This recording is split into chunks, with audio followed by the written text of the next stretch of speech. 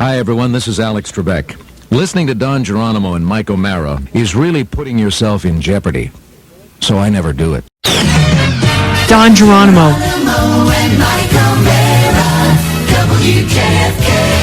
This is the Don and Mike Show.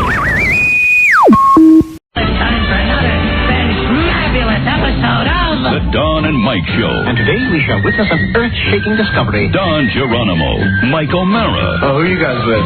NBC, CBS? Radio God. You gave up jobs to security, show business. The Don and Mike Show. We've got a show to do. Come on, guys. We're on the air. Have a good show. Produced by 106.7 WJFK, Washington Superstation. It's going to be a great show. All right, well, good luck. And distributed by Westwood One Entertainment. We should thank our lucky stars. They're still putting on a program of this caliber after so many years. Want to participate in a Don and Mike Show contest? How about this? You or a member of your household can only win once for 60 days. You must comply with any age limitations for each contest. Complete contest rules. Send a self-addressed stamped envelope to the Mighty WJFK, P.O. Box 3649, Washington, D.C.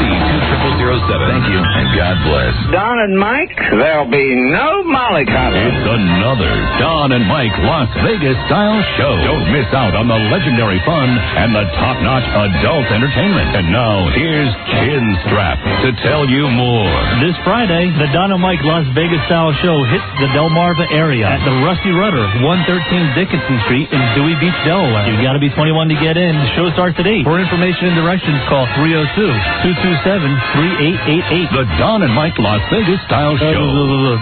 Don't miss it. Everybody loves Don and Mike. Number 1, Arbitron rated, the Don and Mike Show.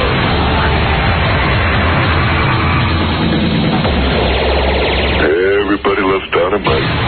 Last time on the Don and Mike Show. Hello? Here he is, everybody. Homosexual Joseph. Homosexual Joseph. When's the last time you had gay sex? Oh, it's been 3 weeks at least. 3 weeks. At least. He's going to be ready to go. I am ready, yes. Yeah, out of his mind. So I'm looking forward to the beach house to go drown my sorrows. I don't even want to know what you'll be drinking to drown those sorrows. I don't think it comes in a can what you're going to be drinking. Yes, probably not. The Don and Mike Show. I have a message for all you good, moral, Christian people who are complaining that breasts and vaginas are obscene. Hey, don't complain to me. Complain to the manufacturer. Okay? And although Jesus told us not to judge, I know you're going to judge anyway, so judge sanely. Judge with your eyes open. What do you consider obscene? You can call Don and Mike anytime, toll free at 1-877-365-3636. That's 1-877-365-3636. They're ready to believe you. Hi. Your mom takes it up the bung. Hey, that's cold. Your pussy smells like garbage. I pay you to work it, not jerk it. Go, Bob, on my knob, ass munch. Hi. Okay. Hi, Don and Mike. Hi. Welcome to our show. Hey, Don and Mike. Roger don't know to fill a book. Everybody loves Don and Mike. It's the Don and Mike Show, and they'll say what they wish. Where else would you rather be than right here, right now?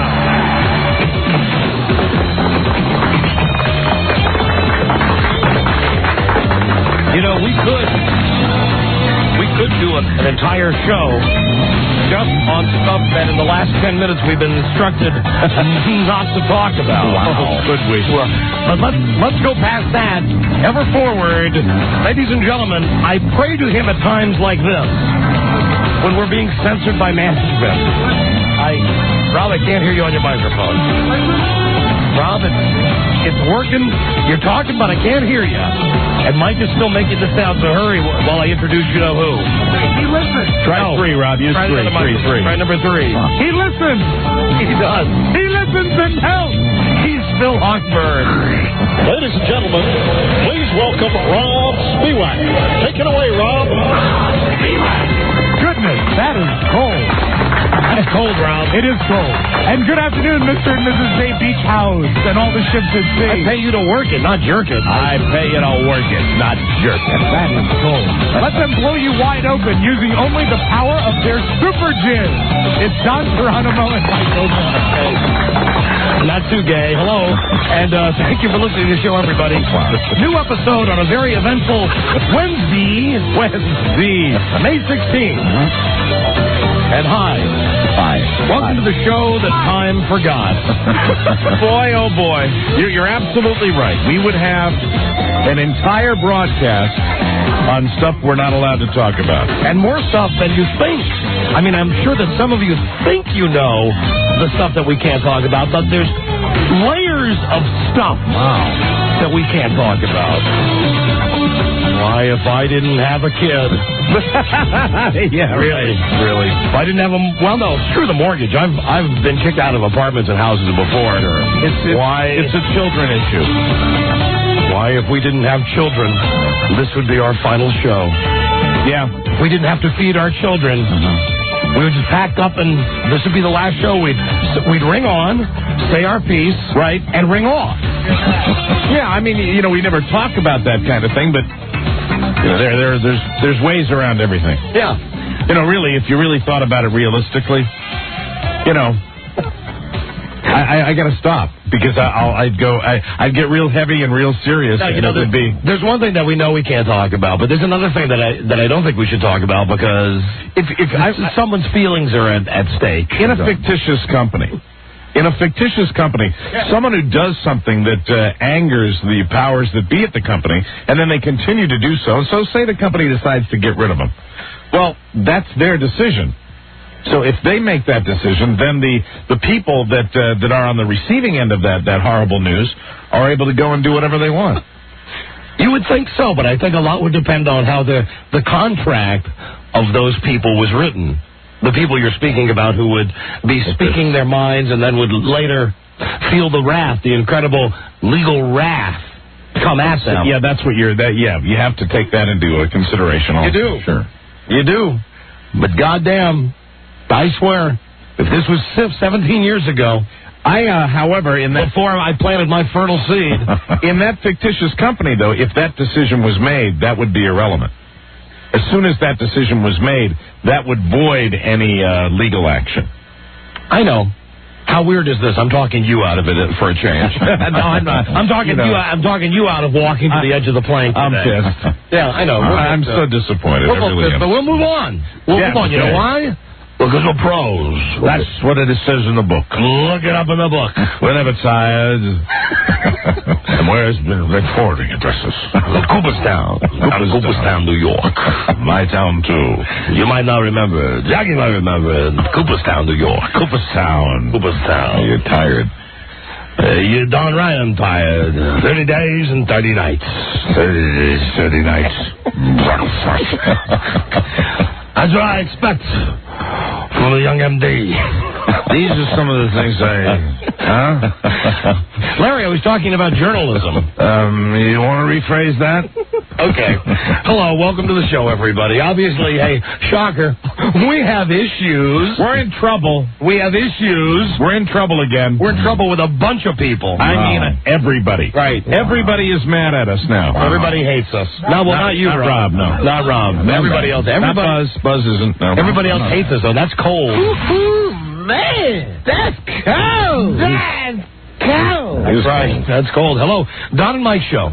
Hello, how you guys doing? We're doing great, thank you. We're all right. Who am I lying to here? We're having a bad day. We're doing great. Hey, you know what I say, F them. Right. Here. That's all you need to say, sir, and that's very nice. Thank you, my friend. What can we do for you? Hey, I'm really sorry about you guys coming down to Dewey this weekend. Oh, yeah. Well, what's up with you guys going to Secrets? What do you mean, we're not going to Secrets? Well, that's what I'm saying. How come you guys are going to Secrets anymore? Because, he's talking about the city we're going to be broadcasting. Yeah, we're going to do a show from Ocean City, and we're going to be at a place called the Rusty Rudder. Right, because there's more than one place in Ocean City. There's more. Oh, come on now. You guys love Secrets. I love Secrets. The women love Secrets. Hey, listen, what do you have, a freaking commercial for Secrets? No, I'm just saying, all the nice stuff out there. I mean, you can do it Rusty Rudder, I guess. Yeah, no, but I mean, have you been to the Rusty Rudder? Oh, yeah. No. Oh, yeah. Well, the Rusty Rudder. What? Oh, it's a longer drive for me, though. It's all about you. I'm sorry to inconvenience you, but generally when we go to towns to do shows, we go to places the radio station books us at. As it turns out, the Rusty Rudder is the place that booked us this time when we're going to Ocean City. Have you been to this place? I mean, you hang out down there. Yeah, it's nice. It's real nice. I like it. It's right on the water. It's beautiful. Cool. No, it's good stuff. No, I'm glad you guys are coming down. Yeah, great. We'll look for you. All right, man. I'll look for you, too. Okay, dude. All right, bye-bye now. Okay. And, this Las Vegas-style show is going to kind of be the culmination of the spring tours. So it's I'm looking forward to going down to the Rusty Rudder. It'll be a good one on Friday night. Not at Secrets, incidentally. Right. Hello, Don and Mike show. Yeah, Don. Yes, hi. Mike. Hello. Hey, before you guys quit, just wanted to let you know the Frog's going to have the whole cast of Sopranos on Friday. Hi, this is great. We've got the guy that plays Tony, James Gandolfini, little Stevie Van Zandt. I love his music. Edie Falco, tell me something. Why are so many Italians so upset with the Sopranos? I see you do a lot of cooking on the show. Do you cook in your own kitchen? Do you make your own breakfast? What? How much do you pay when you stay a night in a hotel? I was recently in Santa Barbara, California, and I spent $5,400 for 2 nights. Hey, you know what I was thinking? What? We're like about, these things usually run right about 48, 72 hours, What if that came up, too? Can you imagine if that came up with our little fun that we had yesterday? That would just add to it, wouldn't it? Wouldn't that add Hold to on, the you lost me. No, let's pay attention to what I'm saying. Remember when we did the Regis thing? Oh, right. I was saying, what if that? Okay. Wouldn't that be perfect? I'm fully expecting, you mean when we made the call and we pretended to be Larry King? Right. Yeah, I'm fully expecting that's going to come back and bite us in the ass today, too. We'll bat 1,000 this week. Yes, because bad news comes in threes. Just like celebrities come, babe. They die, they come to us, and then they die in threes. Right. And we have 2 major people who are very mad at us right now. All we need is a 3rd major person to be mad at us. I have huge news, though. Wonderful news that's going to make you very, very happy. What's that? Crap. Got a saxophone player. Oh, yeah! Yeah, baby. Yeah. I knew. Man, that's cool. I knew, you were a little shaky, and I knew that I could bring news to you. You're right. That brings me great joy. It could bring you up. It could bring you up. Great joy, because God knows I wake up every morning. As soon as I open my eyes, the first thing I is Mike got a sax player yet for his band? Hello. Yeah, I knew I could cheer you up. Hello, Don and Mike show. Hi. Hello. Yes, I'd like to congratulate Timmy O'Bobbinet on his fine performance as the Catholic priest in The Sopranos Sunday. I think he did a beautiful job. He was gorgeous. That's a pretty good inside show Sopranos-related joke. Hello, Captain. There you go. He was gorgeous. That's funny. Very proud of him. Timmy O'Bobbinet, not featured on the show as regularly as he used to be. Hello, Don and Mike show. Buddy. Hey, buddy. Calling from New York, talking about the manhole situation. Yeah, you know what, let me just tell you, again today, this morning on the news here in D.C., they love showing the video of yesterday when the manhole exploded and the fire was coming out. And they had a guy from Pepco, the power company, and they're talking to this doofus. They got a big long shot of him, and he's wearing this Captain Kangaroo suit. Right. And they're showing this video of this gigantic manhole exploding and fire coming out. And they set it all up, and they go to the guy, and they go, "Can you tell us what happened?" And he looks right in the camera, blank look, and he goes, "No." I have no idea. They have no idea. Not a clue. Why is it, and now I am getting more disturbed about this story, why is it that they cannot determine when you have black smoke pouring out of a manhole cover, hot tongues of flame, they cannot determine what caused it? Yeah, because the terrorists are crafty. Yeah, that's Rob's theory. Where are you calling from, New York City? Yes, I am. All right. I'm glad you called, because someone said yesterday that manhole covers explode all the time in New York City. There is no such thing. We have over 100-year-old utilities up here. We don't have exploding manhole covers. Told you, Buzz. Hell of a lot of terrorists up here, too. Yeah. Right, I've seen the movie The Siege. I know what you're talking about. Sure. I'm saying Buzz, weren't you the one yesterday that said manhole covers explode in New York? I did. The information I read said that they have hundreds of them every day. There you go again, Buzz. You and your book learning. How many times have I tell you? If you give me the opportunity between reading learning and talking to real Americans learning, I'll take the talking to Americans learning anytime. There is no newscaster in the United States of America that hides behind other people's information better than this gentleman. Have you ever developed your own source? Yeah, back when I was a reporter, but I'm not a reporter these days. I'm an anchor. Hold on, when were you a reporter? Back in the days, back when it was like Dateline. When I first started in radio, and I went out and I got the stories, I had my little tape recorder and I talked to people, and I had a little notebook, and I wrote. I haven't done that in years. You could do it with phones, though. I'm a news writer and a news reader. No, you said it best a moment ago. Yeah. You're an anchor. Yes, an anchor. You're the news anchor. Thank you. And I suppose that Dan Rather and those people, they don't develop their own sources. Oh, they haven't worked in years. No, Buzz worked 20 times harder than Dan Rather. I got journalism on the brain because I was watching that, rebroadcast of that Insider on cable, which is a great movie. That's good. If you don't know that that's Russell Crowe, you can really fool people who've only seen Russell Crowe and Gladiator. Right. You put that movie on, you say that's Russell Crowe, and people go, no friggin' way. And Christopher Plummer, although he's British and he looks nothing like Mike Wallace, just the way he carries himself and the way he behaves, that I think it's dead on. I bet that's just what Mike Wallace acts like. Hello, Don and Mike Show. Hey, Don. Hi, Mike. How y'all doing? Hey, buddy. Hey, I was down in D.C. today. We're having a food convention. They hot products and everything, and Mr. Van Patten was down there today. Dick? Which one? Our favorite one? Dick Van Patten? Of course, Dick Van Patten. And I walked up to him, and I asked him, I said, have you talked to Don and Mike lately? And he said, that's right. This is the town of Don and Mike. Just so surprised, just caught off guard. He's hawking some new waffle maker he's got. We'd be the perfect show for him to hawk his waffle maker. I was just going to ask, so what was Dick Van Patten doing at this food convention? But obviously he's hawking his new waffle maker. He's hawking the waffle maker, and he's got a commercial starting in June on these, overnight TV shows. Oh, God. He's got an infomercial about the waffle maker? Yes, he sure does. It's absolutely hilarious. I sat and watched the whole half an hour, and it's just him. Hold on. We're going to try to call him. Let's just add to the list why I'm pissed. Do you have a cell phone for Dick Van Patten? No, but I'll call Pat. She should have a contact number for him. Because he could bring the waffle maker in here. Of course. Oh, that'd be your dream. It would be things, waffles and Dick Van Patten together. I'm turgid. All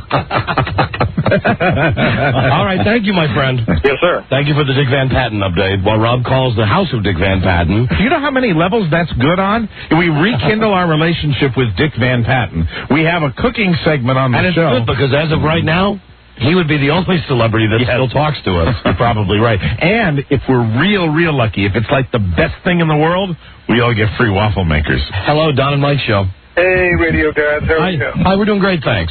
Hey, you guys are in trouble with management and these guys. Yeah. At least you're not Letterman. You're not in trouble with the Colombian. Yeah, this is fun. Why is Letterman in trouble with the Colombian? What did he do, Buzz? He gave a monologue the other night about how he got in trouble for insulting Miss Columbia. And he said the only people in this world I want to make mad are those who run CBS. Well, there's a little difference when you're David Letterman and when you're us. I mean, we're low down on that rung. When David Letterman gets the call and they say, "Hey, don't do that anymore," he just goes, he throws a pencil in the ceiling, or goes in his backyard and starts throwing softballs at a giant archery target. Yeah, and when I said we're low down on the rung, I didn't misspeak there. What I'm saying is we're the last rung. We're the bottom, and we're low down on it. Wow, we're the last rung. I mean, David Letterman has to step on us to start his climb to the top of the CBS food chain. And then by the time he gets up to the top of the ladder, he's looking down and says, I can't even see him. Hey, you want to know something really funny? Right now, where we are in the CBS food chain, I can see up Jane Clayton's address. Wow. That's how far down we are. Hello. Yeah, that's right. You remember Deb from Survivor? Sure. She's higher on the CBS food chain than we are. Absolutely. Yeah. We're nothing to CBS. Please. Not to the listeners, though. We enjoy it. Thank you, my friend. All right. Bye-bye. Yeah, that's right. When you think about it, when you get a little depressed about recent goings-on, we can always say we've got our listeners. Hello, Don and Mike Show. For now. Hello. Yes. Hi, Don and Mike. Hi. Do you know why Letterman was apologizing? Well, hold on. He was it didn't sound like he was apologizing, Buzz? He has apologized, and so has the network. Why don't you tell us what's going on, Buzz? Because the last guy said monologue, and I knew we'd be in trouble right there. He set off an international incident on Friday. In his monologue, he congratulated Miss Columbia for her work in the talent competition in the Miss Universe pageant. Yeah. He said she swallowed 50 balloons full of heroin. And what, they got pissed about that? Yeah, they don't like the stereotype. Because no heroin comes from Columbia. Well, they say they don't know where that stereotype comes from. Well, obviously it comes from David Letterman. So, yeah, they've apologized, but she'll be on his show tomorrow night, so we'll see what happens with it. I hope the writer that wrote that got a high five. Yeah. I really do. That's funny. So did they make Letterman apologize? Yes, the network apologized and Letterman apologized, saying they didn't mean to offend anyone. Really? Well, it's nice to know that we're not the only ones in this company who occasionally have to make apologies that we really don't mean. It's astonishing, though. It's astonishing. No. Well, stop. Let's keep going. Man, that's cold. Don't go there, Mike. Sorry. Don't go there. Don't even go there. Hey, that's cold. That's cold. It's cold. So Letterman has to apologize. We have to apologize. Yeah, okay. Well, nobody's told us to apologize. No, not recently. Yeah. We've had to apologize about certain things. Would it help? Sure we have. Would us apologize? Well, first off, there's one party we'd never apologize to. Mm-hmm. And there's the other party that maybe we'd apologize to, but we haven't spoken to that person yet. And certain parties never apologize. Right. Hello, Don and Mike Show. Hi, Don? Yeah, hi. Hi. I just want to tell you I love you guys. You crack me up all the time. And I just wondered if you remembered, it was in 87, and you guys were on real early, and I came down as Miss Maryland in like a pink bikini, and you guys sent me across the street, I think, with someone to take phone calls from was there a 7-Eleven or something? Were you Miss Maryland? Yeah. I mean, like the really legitimate Miss Maryland? Yeah, for USA, not for Miss America, for USA. So you mean, well, hold on, how many years ago was that? That was now... Miss Maryland, USA. Hold on, I'm just saying, 1987. Yeah. You mean in 1987 we had girls coming down in bathing suits and going outside and doing stuff? Gee, I'm trying to put a timeline on this. In 1987... Right. Yeah. Well, maybe we actually thought of something ourselves. Yeah, that's incredible. If we had chicks in bikinis back in 1987. Might have been an original idea. It might have been. When I was supposed to come down there real early, and I had got like a really bad migraine, and so I called you guys, and you were already on the air, and I was like, I can't come because I've got this horrible splitting headache, and you guys put me on the air, and you were making fun of me, and like, oh, the poor baby, the poor beauty queen can't come down. You made me, guilted me, so I came down anyway. How have you held up? How have you held up, Miss Maryland? Have you lost your looks? No, I hope not. No, but listen, and then there was this other funny thing. Honey, well, why are you calling? I mean, are you just calling to reminisce? Well, I wanted to actually ask you, I wanted to ask you a question, but she said I could only talk about one thing, and this isn't really what I wanted to talk about. All right, get to the question. What? The Elvis, you know how you read from the Elvis books, on his birthday or whatever? When you were in the Miss USA pageant, were you Miss whatever it was? Were you Miss Annoying? Oh my God, no! Oh my God! I just want to. Do you still wear a bikini? Yes. I just want to ask you what. Do you wear a tiara? Yeah, I'm wearing it right now while I'm driving. How did you do in the competition? Oh, probably about 49th. I don't know. Oh, really? I don't know. Listen, what is the name of the book that you read from, where you read all those little stories? It was called I Was a Beauty Queen 17 years ago, but I'm still holding on to that memory. It's a variety of sources. Don't know, honey. There's lots of... it's not just from one book. No, it's a compilation of lots of different articles. Don't know Miss Honey. Huh? So would you like to come down and show us how you look in your bikini today? Sure. Except on today's show, in the modded incarnation, you'd have to take your top off. Yes, it would be topless because we've evolved. Actually, remember was it Junta? What was that boob doctor you had on? Whatever. The controversial doctor. He just gave me surgery. Oh. Yeah, but I wasn't very pleased with it, actually. Oh, dear. Thanks for adding that. Now hold on. If I'm not mistaken, that's the guy who we had signed up to give away free breast enlargements on the show. And then the day that we were going to start the contest, there was a problem with it was like a giant expose on him in the Washington Post. We had to pull back on that. Yeah. Are you kidding? How? Did you get them redone? I would like to. Oh my. Well, you're not happy with them? No, because they're like a little bit. They're not the same size. Well, he didn't do it. He didn't put the same. He didn't even them out. You know what I mean? Well, I don't think we can. It's difficult for us to understand what you're saying. We'd have to see them. I I mean, we really could tell you whether we think you need to get new ones or not. Okay. Mm-hmm. Great. Well, hold on a second. Okay. Hey, see, that went well. Yeah. Very nice talking to Miss Maryland again. Terrific. Hold on there, honey. Did we have Miss Virginia on, too, one time? Yeah, we went through a phase we had all of them. We had Miss D.C. on. Yep. All of them. They're all just like that. Hello, Don and Mike show. Hey, I want to talk to Buzz. Okay, what's up? Buzz, I got your new theme song right here. Oh, I'm eager to hear it. Turn it up, please. Still eager to hear it. It's not going to happen. And then he hangs up. He hung up. Hello, Don and Mike show. This is Mrs. France from the Worst Universe pageant. Miss Columbia did swallow the cocaine. It was heroin, Miss France. And he said Mrs. Yeah. Wasn't also Miss France pissed that there was some allegation that Miss France used to be Mr. France? Yes. Homosexuals, I believe. A homosexual group. Drag queens, specifically. Drag queens felt they were dissed by Miss France, and they circulated a rumor that she was indeed a man. Right. Yes, Rob? I just left a message for the Van Pattens, and I was wondering if you all would like to hear the joke of the week. Oh, no, just give me the dial the number up here. It's on the top of your oh, okay. card there. Oh, he's got a new joke on his answering machine? I thought it was pretty good for Dick. Oh, good. You're a good judge of that type of thing. They're good bad jokes. They're all bad jokes, but maybe it's a good bad joke. Right. I'm calling the home of Dick Van Patten now.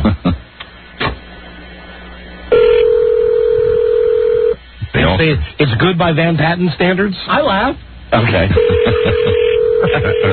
It's funny if you picture Dick telling it. Okay. Or anything's funnier with Dick. Tell me about it. It could be the old person's ring. Hi, this is Dick and Pat with the joke of the week. A man goes to his son's room. He says, son, you must stop reading Playboy magazine. You're going to go blind. The son says, hey, Dad, I'm over here. Rob. Get out of here, Rob. Jesus. I pay you to work it, not jerking. Oh, come on. Hey, that's gold. That is cold. Man, that's cold. For Dick Van Patten, that's like working the blue. That's toilet humor. Hello, Don and Mike show. Hello, Don and Mike. Hi there, you're on the air.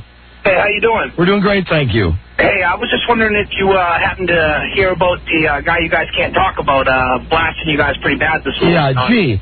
Do you pay attention at all to what we're saying on this show? I don't understand calls like that. I mean, have you heard the beginning of the show? No, I'm sorry. I just got out of work. Actually, I just turned. Okay, we got on the radio today, and the first thing we said was we could do an entire show based on stuff that we've been told not to talk about. Right. And it makes it very difficult for us. And you might know this if you're a regular listener. I'm a listener of both shows. I like both shows very much. We get calls. I didn't ask that. What I'm saying is that it makes it very difficult for us when we get calls like this. And, well, if we have certain things that we have to, certain rules that we have to play by. If anything, you might get a sense of the true hypocrisy of the situation, though. Being as you heard something on the radio today that we are not allowed to comment on later in the day. There you go. And that's it. And we really can't comment on that.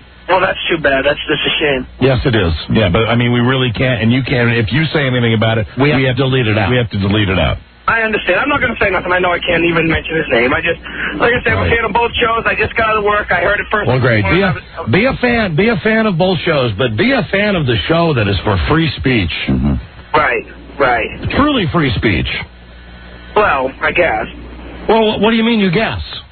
Well, I mean, I don't see why there's any more free speech on this show than there is, per se, on that. What did we just tell you? Do you not... Listen, Jesus. Don't you... God damn, you're stupid. The guy you're talking about, who we're already not allowed to talk about, talked about us on his show today. Right. We've been told this. We've also been told, under explicit orders, not to talk about that incident. Okay. Yet your champion of free speech can talk about anything he wants to. Right. It kind of seems like a double standard. Right. That's why I said it's a hypocrisy. There we go. And that's about all we can say on the matter. Okay. You know what? We've probably already said too much. Right. In fact, I know it. I know we already have. It was good publicity for you guys anyways, one way or the other. Yeah, great. Right. And, the more I think about it and the more I talk to you, I bet you're really probably more a fan of that other show. And that's fine with me. Yeah, I think you belong there. You guys are both solid. Both shows are very good. All right. No, you belong there. Stay there. Go there. Enjoy that. Embrace that. That's fine. Okay. I will. Thank you. All right. Goodbye. Let's hear it for free speech. What do you say for free speech? Woohoo! Except if somebody says something that you don't like, and then you go to the president of the company and complain about it. Oh. Well. Okay, goodbye, sir. Goodbye. Well, hang up. Oh, see, you're just a ball buster. No, you're just a ball buster. We're here 4 hours all week long. You go ahead and hang up, dickweed. No, I'm not hanging up. Go ahead, hang up. Be a man, run away. You're paying. It's fine. You see, now your agenda comes through, liar. Liar? Yeah, we know what your agenda was the whole time. But that's all right. If you'd like to stay on during the show, what I'm going to do to continue with the show is put this line on hold, but I'll come back to this every once in a while just to make sure you're still there. And if you hang up while we have you on hold, you're the big pussy. I'm not no big pussy. Come on now. So you can prove it then if you stay on the line for the whole show. Otherwise, just hang up. Why is that a problem? Because you wanted to turn this into some kind of a challenge. We said hang up, and you said, no, you hang up. Hello? I'm right here.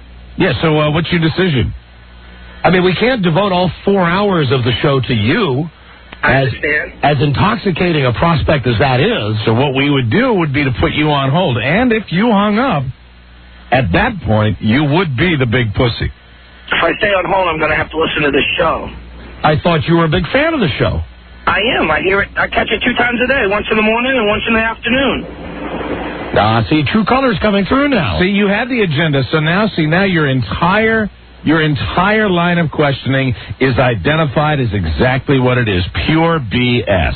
But the truth of the matter is that what you're hearing right now, the very fact that you're allowed to say what you're saying on this show separates us from any other show that you might be speaking about.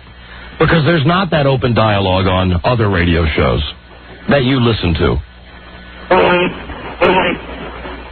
Excuse me? I just think it's a shame, Don. You need to come clean. You need to admit where you got all your inspiration. It's a shame. See, you can tell right now that was the only reason you called. I got my inspiration. I got no problem with anybody talking about me, pal. I don't go to the president of this company every time I get upset. I don't. Would the president of the company waste his time with you? Honestly. Honestly, yes. Yeah? Yeah, we have total access if we wanted it. We do. Right. No, you got anything intelligent to say, or am I just going to put you on hold and wait for you to hang up? I've got plenty of intelligent things to say. I'm sure you're not going to let me say them on the air. Well, what the hell have we been letting you do? The reason I wouldn't let you say those intelligent things on the air is not by my choice. Right. It's by the choice of someone else. And we, everything you've been saying bad about us, we've aired during this segment. So what's your point? I haven't really said anything bad. Go ahead. Give us your best shot. I don't really want to sit here and rip you guys. What am I going to tell you guys that you guys don't already know? You know what? We give you an opportunity, and then you wuss out. How disappointing. What do you want me to tell you, Don? That, you're talking to Mike. You're talking to Mike. You want any credit? You're talking to Mike. Hold on. Wow. Why should I give any other disc jockey? Ripped off somebody. Please. Where was you 15 years ago? Where was I 15 years ago? Ass wipe. Hey, ass wipe. Hey, hello, mister. I got news for you. The guy that you want to speak about did not invent radio. Where was I 15 years ago? I know he didn't invent it. I was doing this right here. You don't even want to act like he did. 15 years ago. 25 years ago, I was doing a radio show. Yeah, you sure was. Hey, yeah, I was. I sure was. You're just like Jack Diamond. Right, I'm just like Jack Diamond. Oh, we have a radio file. But I'll say this about Jack Diamond. Jack Diamond... Well, no, I can't say that because he did go to our boss. Yes, of course. Yeah, so he's we know nothing good will be said about Jack Diamond. No, absolutely not. Listen, you're a bad, hateful little man, and I'm sorry that your life revolves around radio shows, but thank you for your patronage.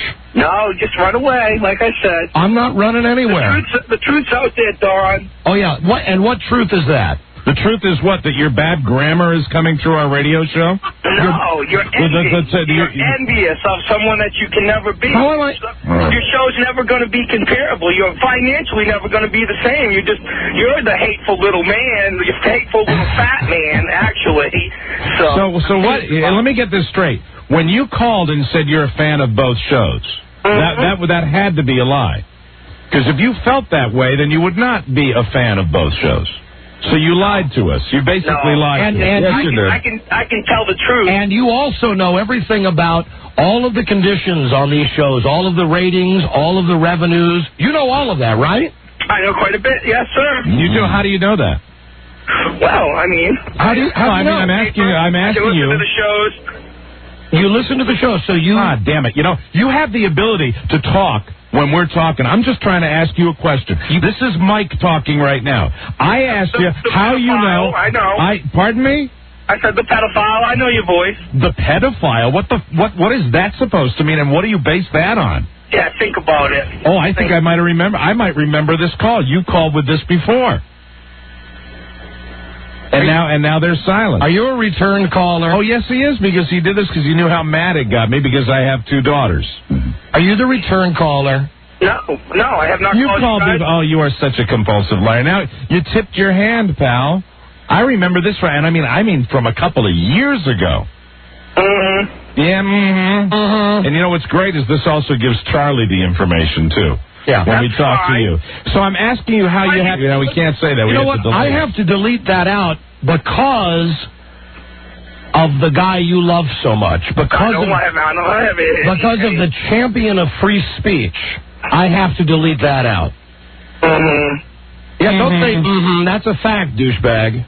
So I want to ask you once again, how do you get your inside information? Talented right there with Morton. How do you get your inside information? Besides listening to the radio with your pants around your ankles every day, how do you know? You said you have a lot of inside information, and I was asking you, I've been trying to get the answer out of you how you got it. Let me ask you. I'm not going to let you guys know, but I believe me. Right. Okay, then. I know what's going on. Then let me ask you. Oh, yeah. Here's a fact everyone would know who's in the radio business. What's our current share in the Arbitron ratings? Your current share? Yeah, don't answer a question with a question. What's our current share? Because you're the insider. Well, I do not know that. How many ratings periods have we been number 1 in 15 years doing this radio show in Washington? We're saying the S word that we have to delay out also. Now you just got to sit there for... Well, no, the delay's back. How much money did this show generate for CBS last year? Your show alone, or the... No, our show alone. Since you know so much about the inner workings, how much... So thus far you don't know. I mean, in New York alone, you guys must have just, blown it right out of... You can put New York in there. That's fine. That's fine. That's fine. What is it, 1.8 share, almost a 2 share now in New York? You know what? You know what's wonderful about that? Almost a 2 share. And you know, this is our home base. Like other shows have home bases. So listen, the shows do well in their home bases. We're still trying to get to your inside information that you don't know the rating of this show. You don't know how many years we've been number 1. Does it matter? I can't have an opinion. You don't know. No. Show, I have to know. You don't know the revenue stream. Just because. But you claimed to be an expert. You claimed to know the inside information. I know some inside information. I never claimed to be an expert. What inside information do you know? I can't. I'm not going to say. Oh, now it's because you're lying. No, you're not lying. I'm calling you a liar. Come on. You are a liar. It's an open forum. What inside information do you have? I just work for a small radio station in Massachusetts. That's all. You worked? I worked. All right. And what inside information do you have that you garnered from this small radio station in Massachusetts?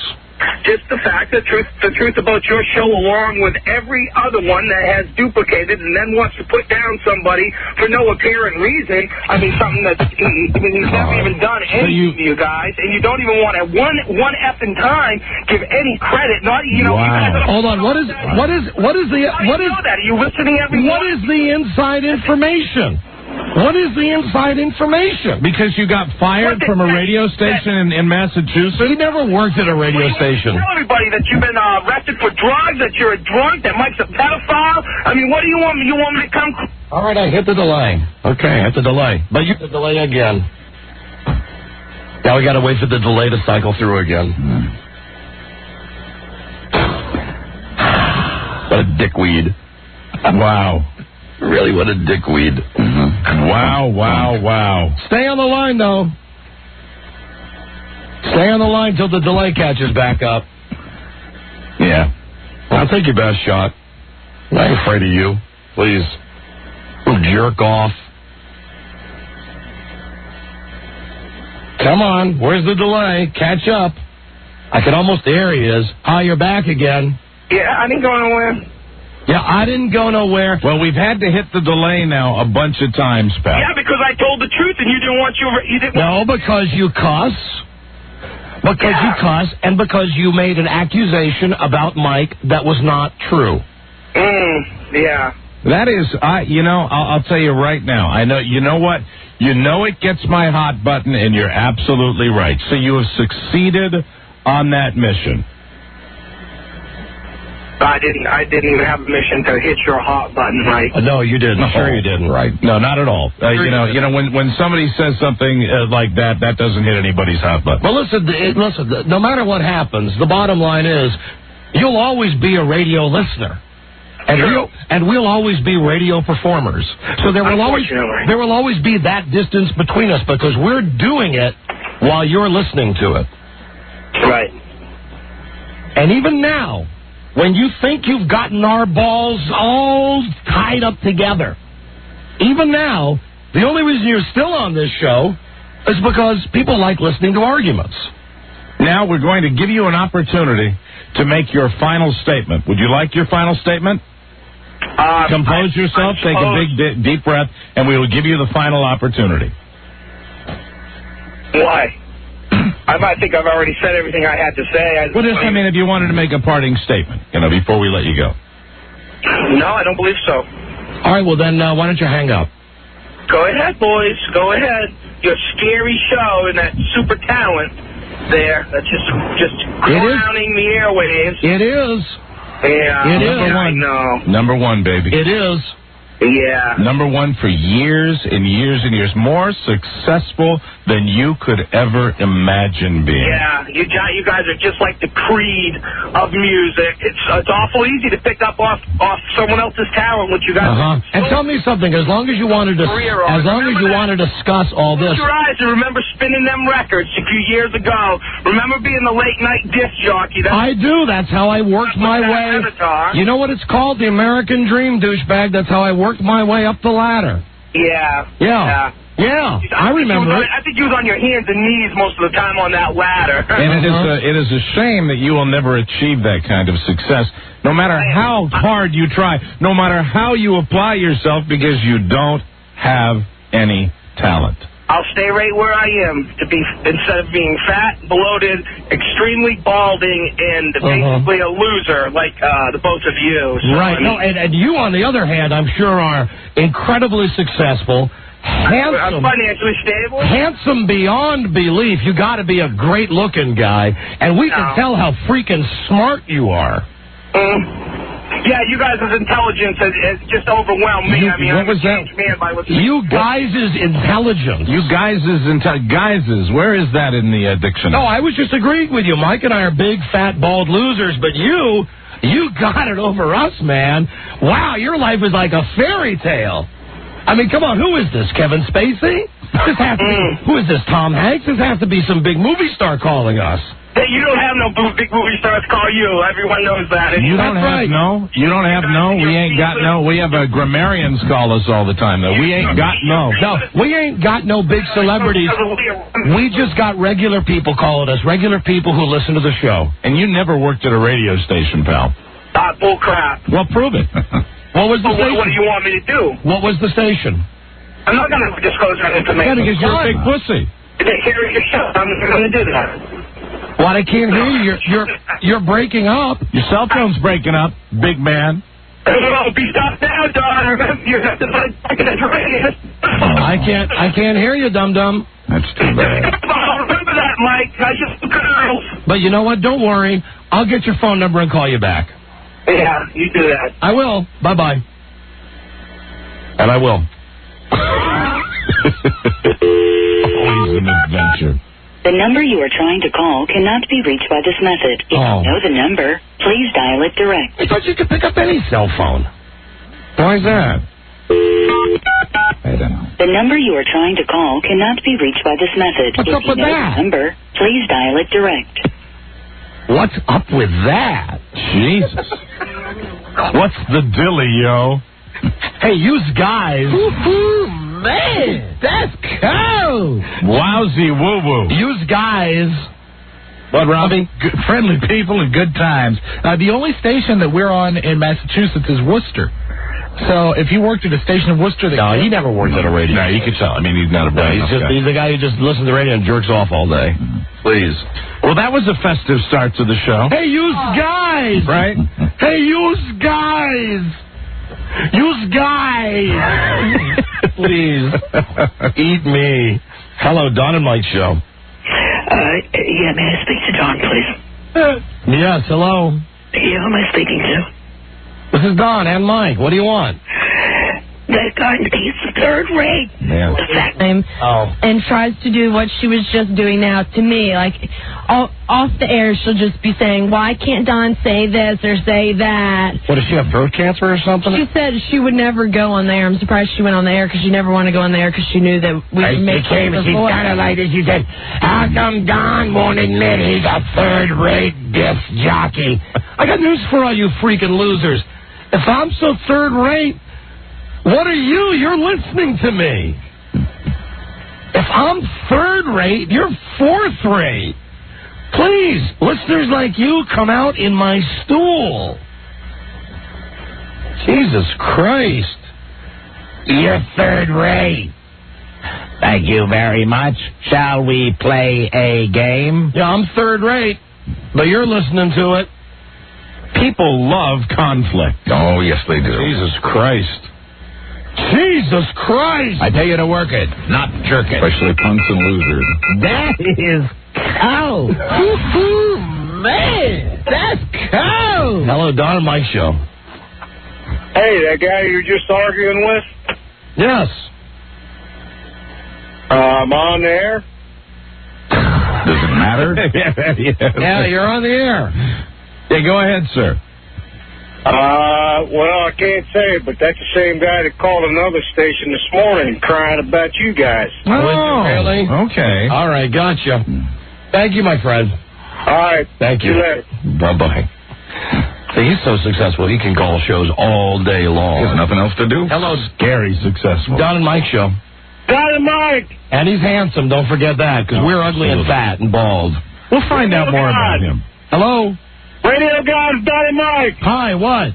I'm calling from the Eastern Shore of Maryland. Great. I won tickets today to sit next to you guys at the VIP booth when you're at the Runner. Hey, fantastic. Sit next to us. I didn't know about I didn't know about that arrangement, did you?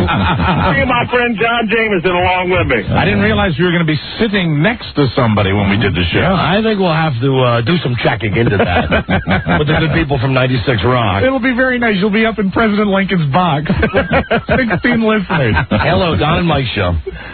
Don and Mike. Yeah, what? Hi.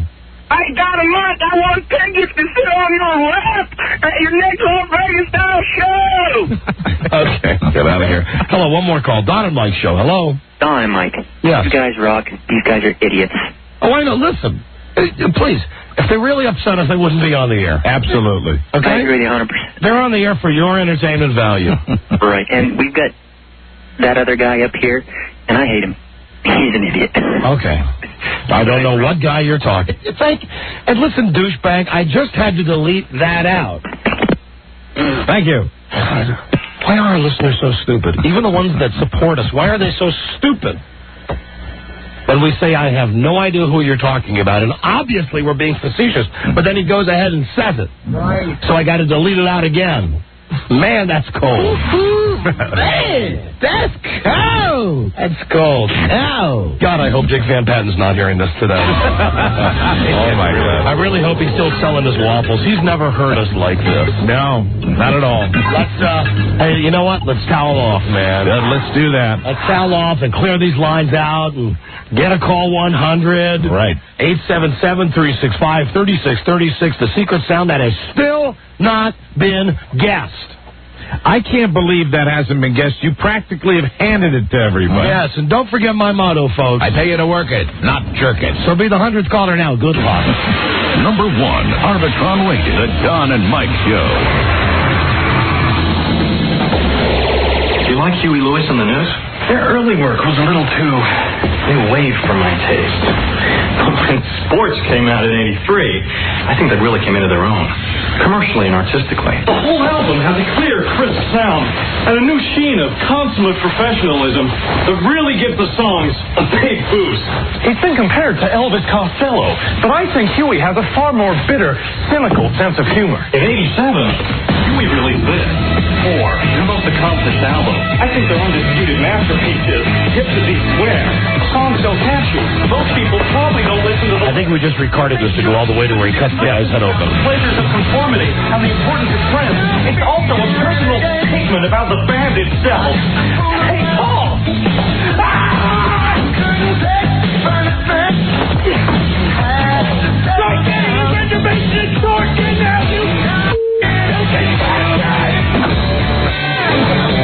They don't want to see no panties. Don and Mike. What does it say about us? That gives us a lift. That's what it takes. Yeah. Little American Psycho. Oh, my God. I'll mix in a little Casino a little later. Top it off a little Goodfellas action. Gotta go with the Goodfellas. Still the Dean. Hello, Don and Mike Show. Hi, Mike. Caller 100? Yes, you are. Hi, what's your name? My name's Jen. Hi, Jen. Where are you from? I'm from Arlington. Jen, well, you've won the DVD copy of the comedy classic Some Like It Hot. Fabulous. With Marilyn Monroe, Jack Lemmon, and Tony Curtis dressed like girls. I love that movie. Get your special edition DVD today at Tower Records. Now, are you ready to play for $500? I am indeed. Something tells me you might have the answer. I think so. You think so? Okay. Good luck. Please don't answer until Mike sings like Minnie Riperton. And we wish you Godspeed. Caller, name this sound. All right, there's the sound, and here is your music. Yeah, this does sound like a bright one we got on the line. Maybe we're going to give away the money now. If we do, it's courtesy Main Street Title. Loving you is easy because you're beautiful. Oh, yeah. Yes. Yeah. All right, now, no pressure, but I'm going to give you an extra timpani here. Just to heighten the excitement of radio. It's red hot. Radio reaches more people every day than newspapers. Yes, it does. Radio. Radio. It's red hot. Radio. For $500, what's the sound? Is it a key going into a lock? Oh, honey.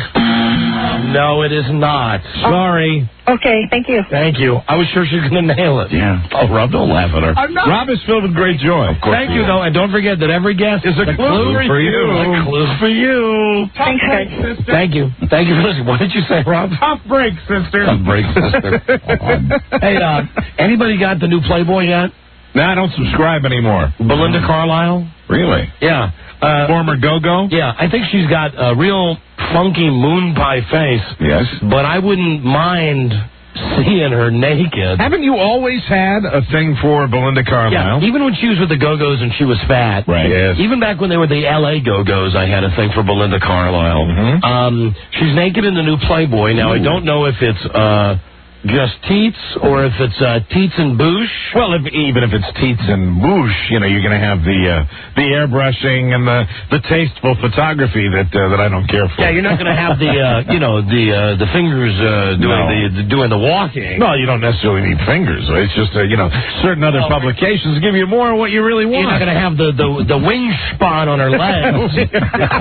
Wing span. What, Rob, I keep turning on the wrong goddamn microphone because that microphone's broken. My apologies. I'd also love to see her aunt in Playboy. Who was that? Kitty. Oh, God. Miss Kitty Carlisle. So if anybody's got the Playboy, I just got an email from a friend of mine today saying, you're not going to believe this Belinda Carlisle in Playboy. Now, did he send you the email because it's, hey, she's incredible, I don't know. or is it because... It just said, hey, know you like Belinda Carlisle? She's in Playboy this month. I'll be down here within the half hour. Best regards. And I emailed him back furiously. I'm emailing him back like, is there, teeth? Is there bush? Can you see inside? And I got nothing back. I'm still waiting for the issue with Grace Slick. I did keep waiting. I did log some time over the weekend with, speaking of Belinda Carlisle, the Go-Go's Behind the Music.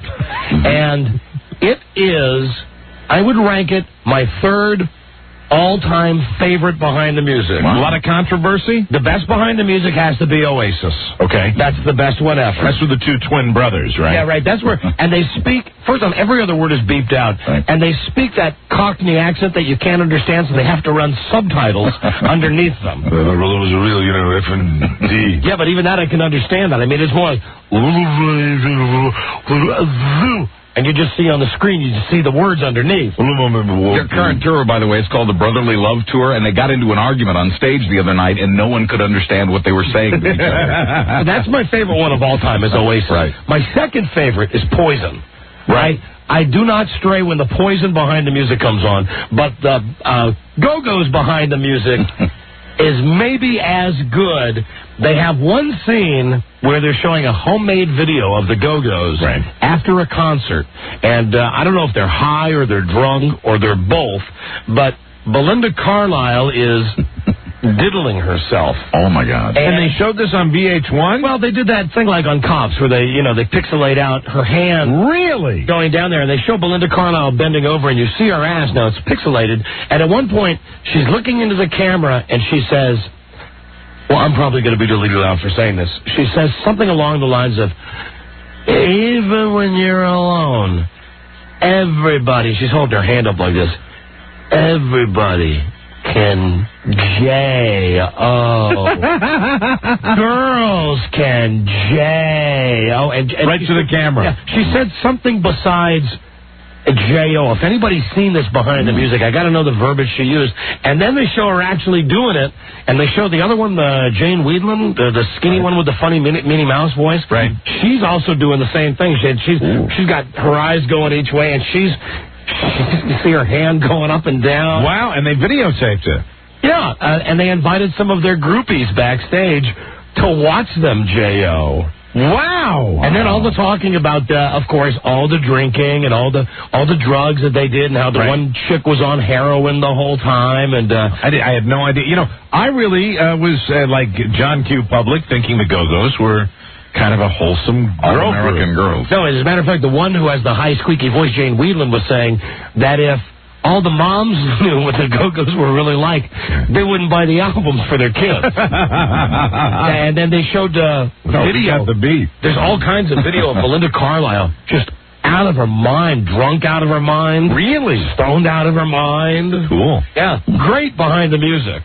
I got to log in with that show because, there are many nights where you're flipping around and there's absolutely nothing going on. It's always on VH1. It's always on. Now, how does the Behind the Music stack up to the E! True Hollywood Story? Oh, it's much better. Oh, good. All right. Because the E! True Hollywood Story is a little more sensationalized. Yeah, okay. Whereas on, Behind the Music, it's just, and if it's a really good one, like the Poison one, right, where you just got the lead singer talking about how he hated the bass player, yeah, and about the night that they got in a fight outside this bar, and I says to him, I had enough of that, and I had about 2 bottles of whiskey, and I'd had some Coke, and some heroin, so he went outside and he broke me nose. Then they go to the next guy, CC. Is it CC DeVille? I think we've had him on our show before.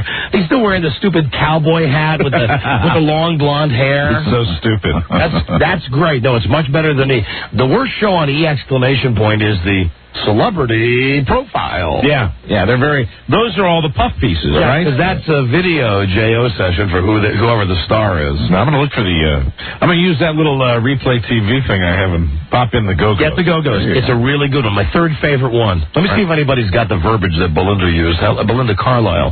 Hello, Don and Mike. Hey, Don and Mike. This is Hammertoe. I called yesterday. Yes, Hammertoe. Oh, wait a minute. Where's my theme song? Anyways, I just wanted to call you because I didn't finish my repertoire. I didn't tell y'all what I do. You know, we're playing the blue suede shoes and... This is the guy that called because someone had made reference to the fact that the woman in Green Bay drove around the guy that plays guitar with his feet. Okay, right. Good. Hammertoe wasn't funny yesterday. Hello, Don and Mike show. D&M, what's up, brothers? Hey, buddy. Hey, man, have you seen the Megadeth Behind the Music? Seen the what? Megadeth. No, I've not. Is it any good? That is the best one ever. Is it better than Oasis? Oh, dude, it kicks its ass. Wow, I want to see that. Why? This is when they talk about how Dave Mustaine beat the crap out of, like, everybody in Metallica at once. All right, I'll watch it. Not the boys in Megadeth. Yes, the nice boys from Megadeth, Buzz. No, Megadeth was such a wholesome group. Hello, Don and Mike show. Hey, instead of being... Because they were coming instead of going. Did you see it? No. Oh, no, she just had a good line and she wanted to share. All right. Mike. Hi. Hello. Hey, listen, I just wanted to tell you that I saw the Go-Go's on TV this morning. They have a new album out, first one in 17 years or something. Yeah, and I'm so excited about that. The real reason that I'm calling is because I understand, I know the whole gag about everybody calls you and tries to get you to say Joe Mama or whatever. Yeah. But I didn't listen at the time that whole thing started, so I was curious as to whether or not you could just kind of let me know how that came about. You mean the Joe Mama calls? Yeah.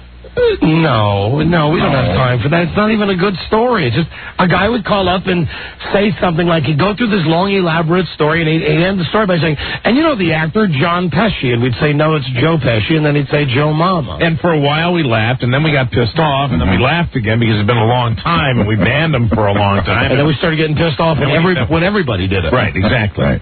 Okay, no big deal. I just thought there was some kind of secret thing I didn't know about it. No, there's no decoder ring involved. Thank you. Okay. But thank you for moving the show in reverse. Hello, Don and Mike show. Radio God. Hi.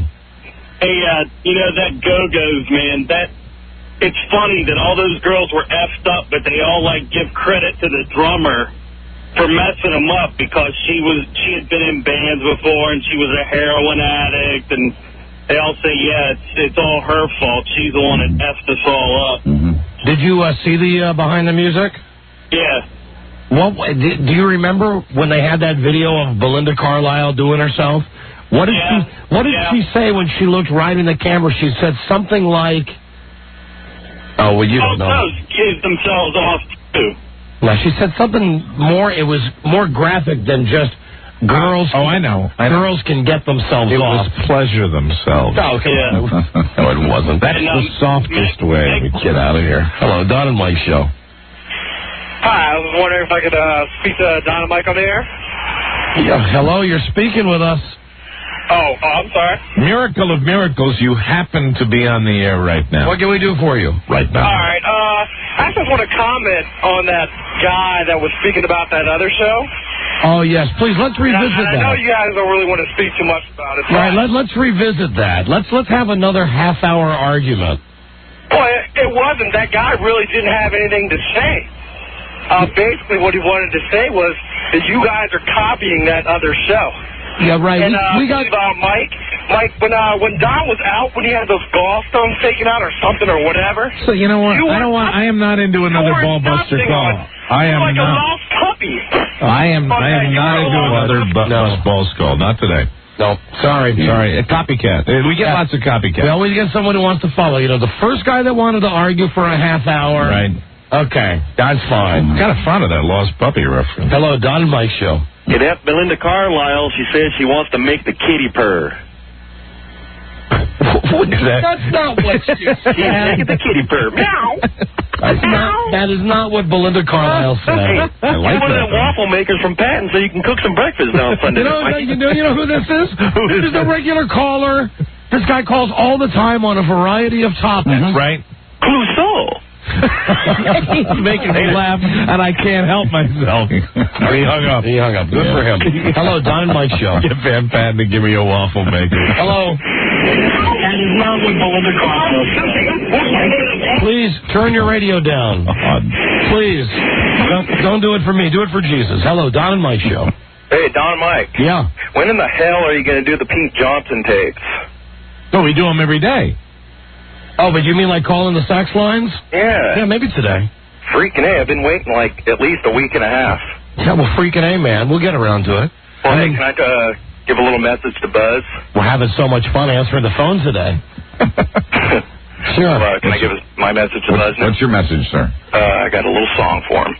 Okay. Just in the morning, I spoke to Joyce at night. Okay. I spoke to Joyce in the afternoon. It makes me feel alright. I don't know what he's talking about. I think it was a reggae beat, Buzz. I don't get it, Buzz. I enjoy the reggae music. Hello, Don and Mike show. Don and Mike, Buzz. Yeah. All at hate known as Rob. How's it going? Hi.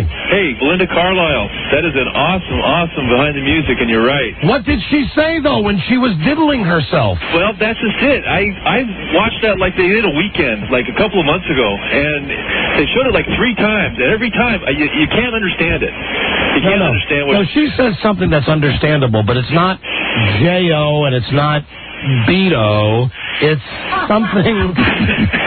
something else that she says when she's describing doing herself. Rub the floor? And she says that girls can do this too. And she waves her hand in the air as if to show that this is what she does it with. Polish the button. No, it was nothing as clever as that. It was actually kind of crude. Hello, Don and Mike show. Hey, I can kind of tell you what Belinda Carlisle said. I watched it again last night. She said something with enough drive. I couldn't remember the verbiage, but it's funny to hear a girl say... It's a variation of... It's just... J-O. I know. J-O. But I remember it was different than J-O because it was jack off. She's like...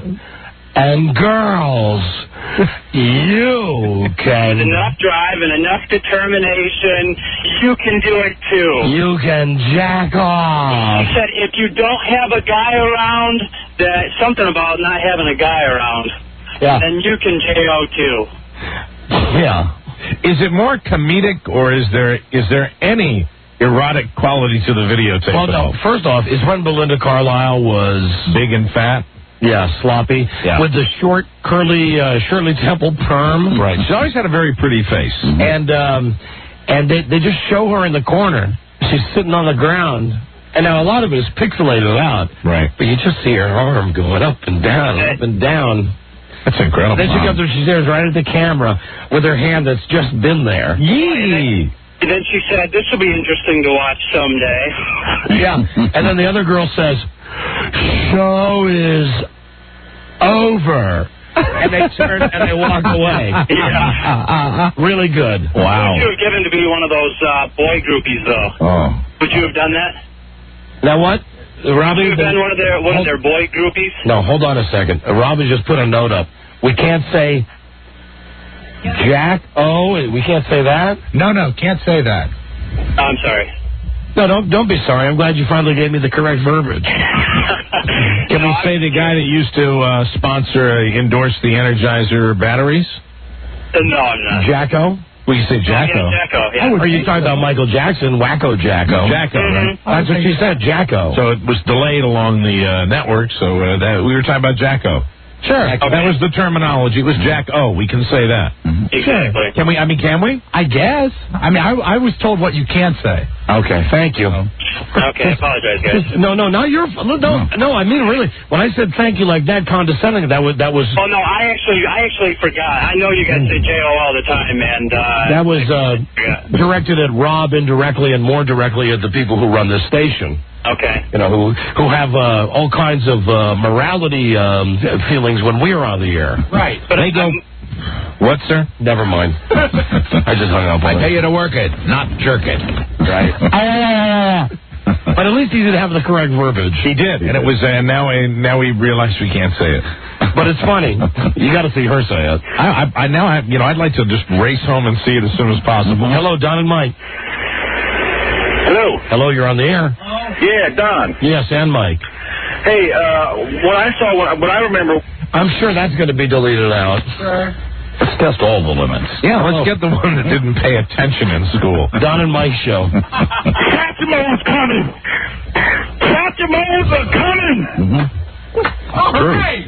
Fascinating. Do you think that's the original Satchmo guy coming back? I'm not sure. I don't know. You think so? I sure hope so, because I used to enjoy it. Don and Mike. Is this me? Yes. Good afternoon. They were on the Good Morning show this morning. Yes, we've heard that. Good Morning America. It was great being on Good Morning America. And yes. the only thing that I could think about while they were up there playing is the one girl who did so much heroin that her pupils got small, and then she turned around and do coke to make her pupils look normal. Yeah. That's all I could think about is while they're up there playing. Is that behind the music? That was a big... Which one of those girls would do that? And it's the bass player, I think. Yeah, and they're all out there now, and the way they look this morning, I think they've gone back to it. Oh, I don't know. I can't comment on that. You didn't see it this morning? No, I didn't see it. They've been doing a lot of traveling. They just flew back from Turkey. Hello, Don and Mike show. Turkey, yeah. Right? Turkey? Turkey, yeah. I saw Midnight Express. Hello? Yeah, I'm just curious. Let me see if I got this straight. You can say "God damn it" on the air. Yes. You can say "son of a bitch" on the air. Yes. Start talking about masturbation and oh my God. That's right. Mm-hmm. Welcome to the double standard. That is CBS Viacom. Kind of one of those floating rule books. It's very difficult to keep track of. Good Lord, you guys have like a cheat sheet of what you're allowed to say and what not to say? We have, for years, seriously, we've said to them, it would be a lot easier if you just put a list in here of what you could say and what you couldn't say, because, to be honest, from day to day, the rules change. Yeah, and that would require effort to put a list together. God. And that effort has never been made. There's even a word that the callers can say that we can't, right? No, but now they've done changed again? They've done a flip-flop on that. Ah, okay. And now that word can't be said at all. Ah, okay. That was a-hole, right? Right. Although you can say ass, right? And you can say, oh, I have a hole in my shoe. Yes. But you can't say the two of them together. No. You can say a hole. Mm-hmm. You can say ass-H. But you can't say the two together. It's fascinating because it is a dynamic. It's always changing. How about ass receptacle?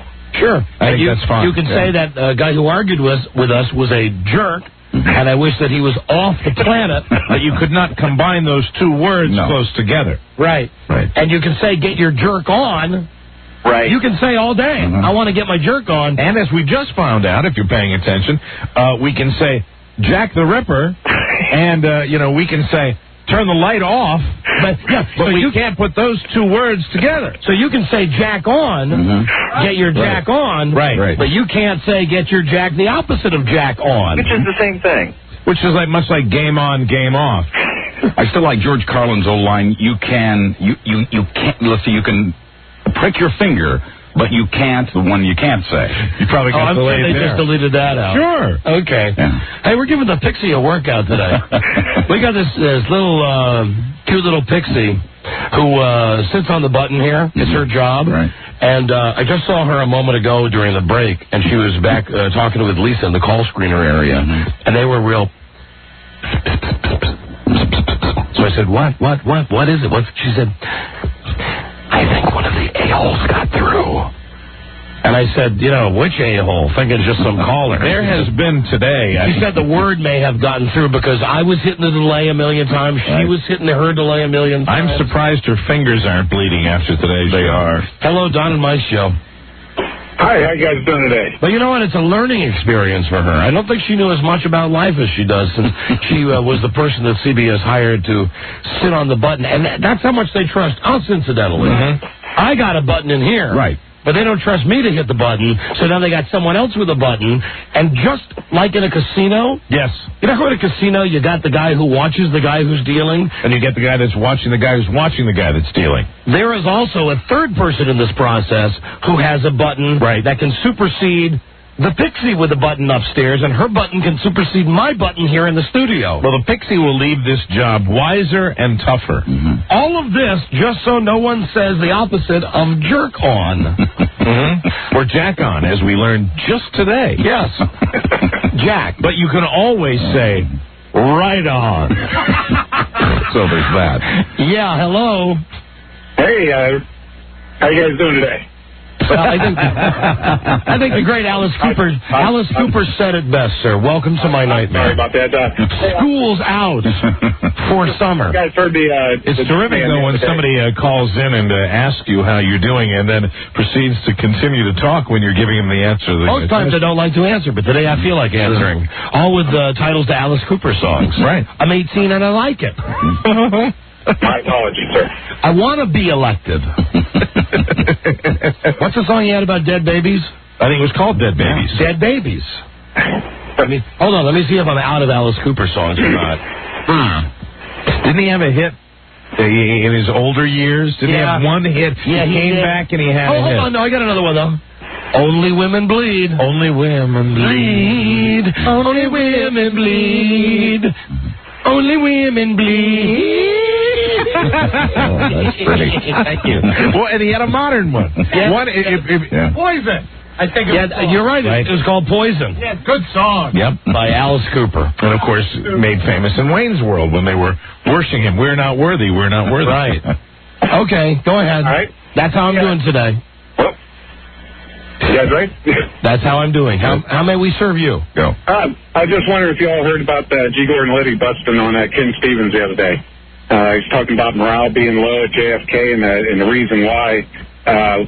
I guess G. Gordon Liddy was coming through the parking lot seeing Ken Stevens' new Porsche there. Yes, that's why morale is low here, because Ken has a Porsche. Hey, morale is low? Hello, Don and Mike show. Listeners are always the first to know. Hello. Hi, this is Belinda Carlisle. I've always got my finger on my button. Okay, Belinda, get out of here. I think that was a guy. I think so, too. Yeah, not bad. On today's show, it rates maybe the best call of the day. We'll be right back. Number 1, Arbitron rated, the Don and Mike Show.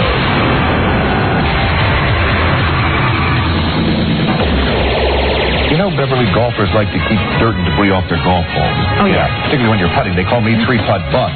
That's why we have cleaning devices around the golf courses. You know, those things you just push up and down. Well, one golfer didn't use a wet towel or any cleaning device. He licked his balls clean.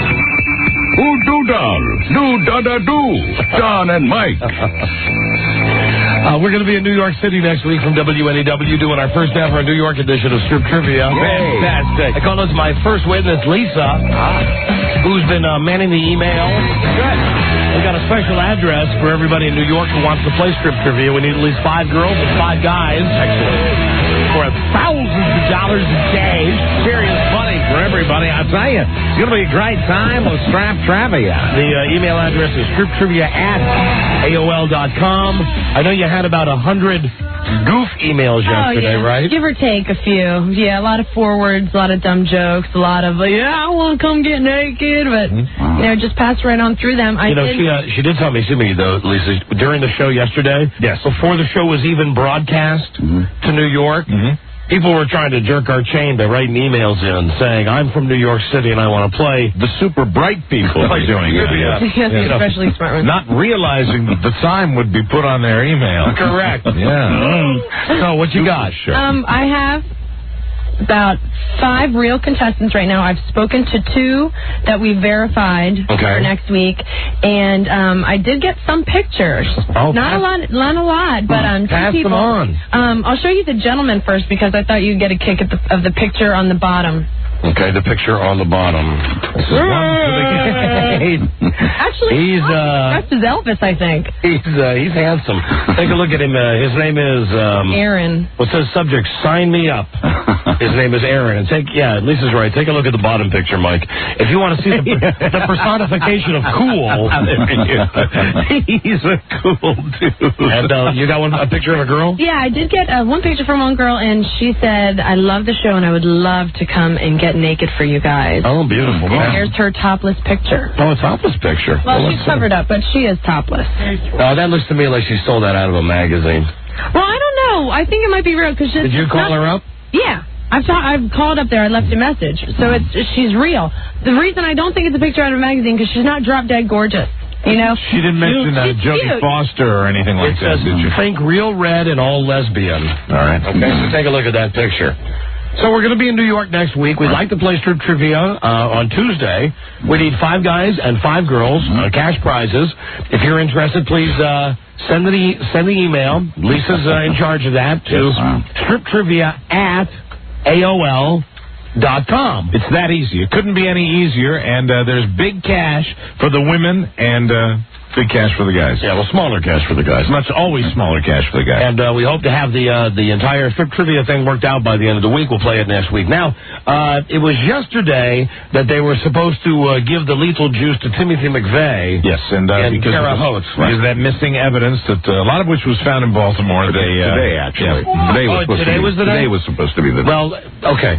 Oh, you're right. Yeah. You're right. Yesterday was supposed to be Dennis's free day, and today was the day he was going to cover it. Right. So what we're going to do is call some of the businesses now in Terre Haute to see if they've had any kind of... Oops. You know, why does the light go off when that telephone rings? No, someone's on 444. Yeah, I see that, but the light went on. The hotline light went on. It lights up for that line, too. Oh, I think it's, we're just having a pretty electric show today. Well, 444 is on hold. It's electric. It's boogie, woogie, woogie, woogie. Oh, it's the guy from New York. Yeah. Aaron. Oh, I see. Lisa called him up. Hello, Aaron? Yeah, I'm here. Handsome picture, dude. Thank you. Handsome I thought you guys might like that. You know, even though it was, came through the email, it looks like you might be one of the hairy people. Are you a hairy guy? Yes, I am.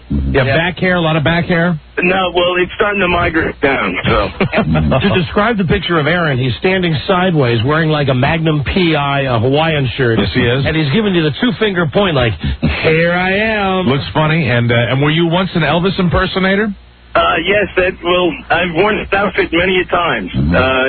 That was down in Mardi Gras this year. Me and my friends dressed up as Elvises and walked around. You know, I know it's a jumpsuit, but I mean, if you combine that with the proper underwear, he could get down to 5 items and wear his jumpsuit. He could. If he wants to dress as Elvis, that's fine. Either way, Aaron, we'll see you next Tuesday, and thanks for emailing us. Okay, no problem. Hold on a second. Lisa needs to talk to you again. All right, so that's one of the real guys from New York who emailed us. Again, that address is striptrivia@aol.com. So, Buzz is right. Today's the day that they were going to inject Timothy McVeigh. Fry always sounds better. They've put it off now until June 11th. Right. And it might not even happen on June 11th. They might have to push it back again. Possible. So we're going to call some of the businesses in Terre Haute to see what kind of an impact this has had on the Terre Haute community. Because they were going to be deluged with all sorts of media, thrill seekers, protesters.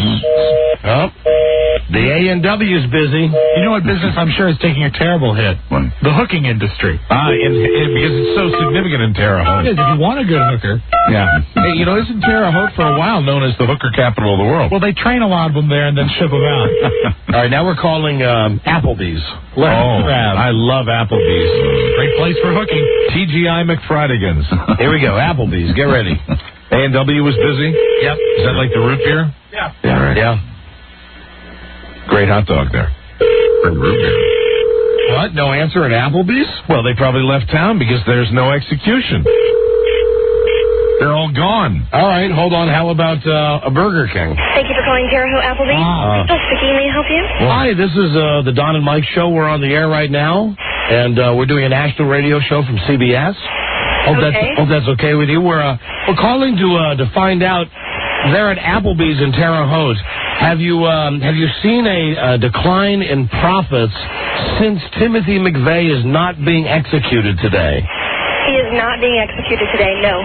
Oh, yeah, and has that affected your business? We were expecting to be a lot busier than we actually are. Were you going to offer any execution day specials? No, we weren't. You were not? No. How are you planning to gear up for the next execution if it happens on June 11th? We'll probably have a great staff on. Oh, that's a good move. Now, did you originally have a bigger staff in line today if he was going to be juiced today? Not bigger than a normally that we have for a busy day. What is the special today? Just out of curiosity. Sorry, special today? Yes. It's the Clubhouse Grill with fries and a drink for $5.79. That is a bargain, and I bet it's delicious. That's great. All right, well, I don't want to tell you guys how to do your business. Applebee's is great, but maybe next time, maybe some kind of, you do Cajun cooking like a blackened fish or something. I mean, I know he's not. Salad? How about turkey injected with flavor? Okay. How about I will suggest that to the management. Or the lethal beef stick. Yeah. I mean, something. You go with the spicy, right? It's just, this is lethal. It's our lethal chili. It'll kill you. Right. All right, thank you, Applebee's. Okay, thank you. All right, Applebee's says no change. And for the bar, you can serve all your shooters in syringes. Okay, now we got a Chi-Chi's. Well, that's just like it's a chili Friedrichs. I know. Hold on, I'm just going through the list. So many of those places where you can get mozzarella sticks at every last one of them. Okay, how about 7th Street Wings? Oh, fantastic. You can practically smell them. I can practically smell the vinegar. Just come on down to 7th Street Wings. We're right at the corner of 7th and 6th. How about this? Electric cherry pie. Yeah, fantastic. Very, very exciting. Cherry pie. Everybody can say, come on in for an injection of good times. Hello? Is this 7th Street Wings? 7th Street Wings? Yes. No, it's not. Is this Terre Haute? Yeah, this is a Terre Haute number, but it's not 7th Street Wings. Hi, listen, this is the Don and Mike show. We're doing a radio show right now. I hope that's okay with you. That's fine. That's fine. Listen, we're trying to call businesses in Terre Haute to find out if they were disappointed that Timothy McVeigh wasn't being executed today. Because there wouldn't be as many people as I guess there's not as much traffic around Terre Haute now, right? Yeah. Right now, not as much. How's it impacting you personally, sir? Not really. No. Not really? No, not sir. Did we wake you? A little bit. Taking an afternoon siesta? Yeah. Work overnights? All day, sir. For your time. Tell me something. If you went to a restaurant, would you buy an entree called the Gilled T-bone steak? Excuse me? How about the electric cherry pie? Wow. I think he likes it. I think he likes it. That means he would. Hey, what's the best restaurant in Terre Haute? To me? Yeah. I like the Outback Steakhouse. There you go. Good choice. All right, yeah, we like Outback too. All right, thank you for your time. Sorry to wake you up. That's fine. All right, thanks. Thank you. Study hard. Executions in the Outback. All right, I ain't got the Outback's number here. Okay. I mean, I don't have the Outback's number. Ain't got no. How about Call that. Abe's Acres? Yeah, it sounds What's good. Abe's Acres? I don't know. Wouldn't you rather call it the Big Shoes Barbecue? Yes. Because I think we could probably meet a big man at the Big Shoes Barbecue. Or Bert and Betty's Kitchen. Is it the barbecue done or the barbecue? No, they spelled it the right way. Barbecue. Barbecue. What do we call it? Big Shoes Barbecue. Big Shoes Barbecue. Hi, I'm Big Ed. I got big shoes and big barbecue for you right now. I'll slather it out on a roll. I'll put it in a bowl. It doesn't matter. My Big Shoes Barbecue is the best you've ever had. And just remember, for this execution, it's injected with flavor. Shoes Barbecue. Hello, is this Big Shoes Barbecue? Yes, it is. Hi, this is the Don and Mike show. We're on the radio right now, doing a live broadcast. I hope that's okay with you. So, not really, because I'm kind of busy right now. Yeah, okay, just take a second to chat with us. Do you have just a moment? We were just curious. Big Shoes Barbecue, have you guys been impacted financially by the fact that Timothy McVeigh is not being executed today? No. No? Everything's just the same? Yeah. What's the special at Big Shoes Barbecue? Ribs. Ribs. Ribs? Fantastic. How much for a rib? Full slab is $16.70. No. How much for a single rib? How much for a rib? I don't tell about one rib. Well, what would it cost? Come on, help a brother. How much would it cost if we just wanted to get one rib?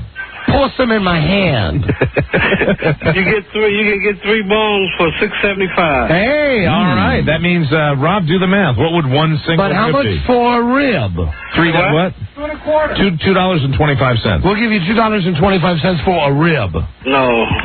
And how much is a medium soda? Help a brother. 50 cents. 50 cents? How about you just pour it in my hand for a dime?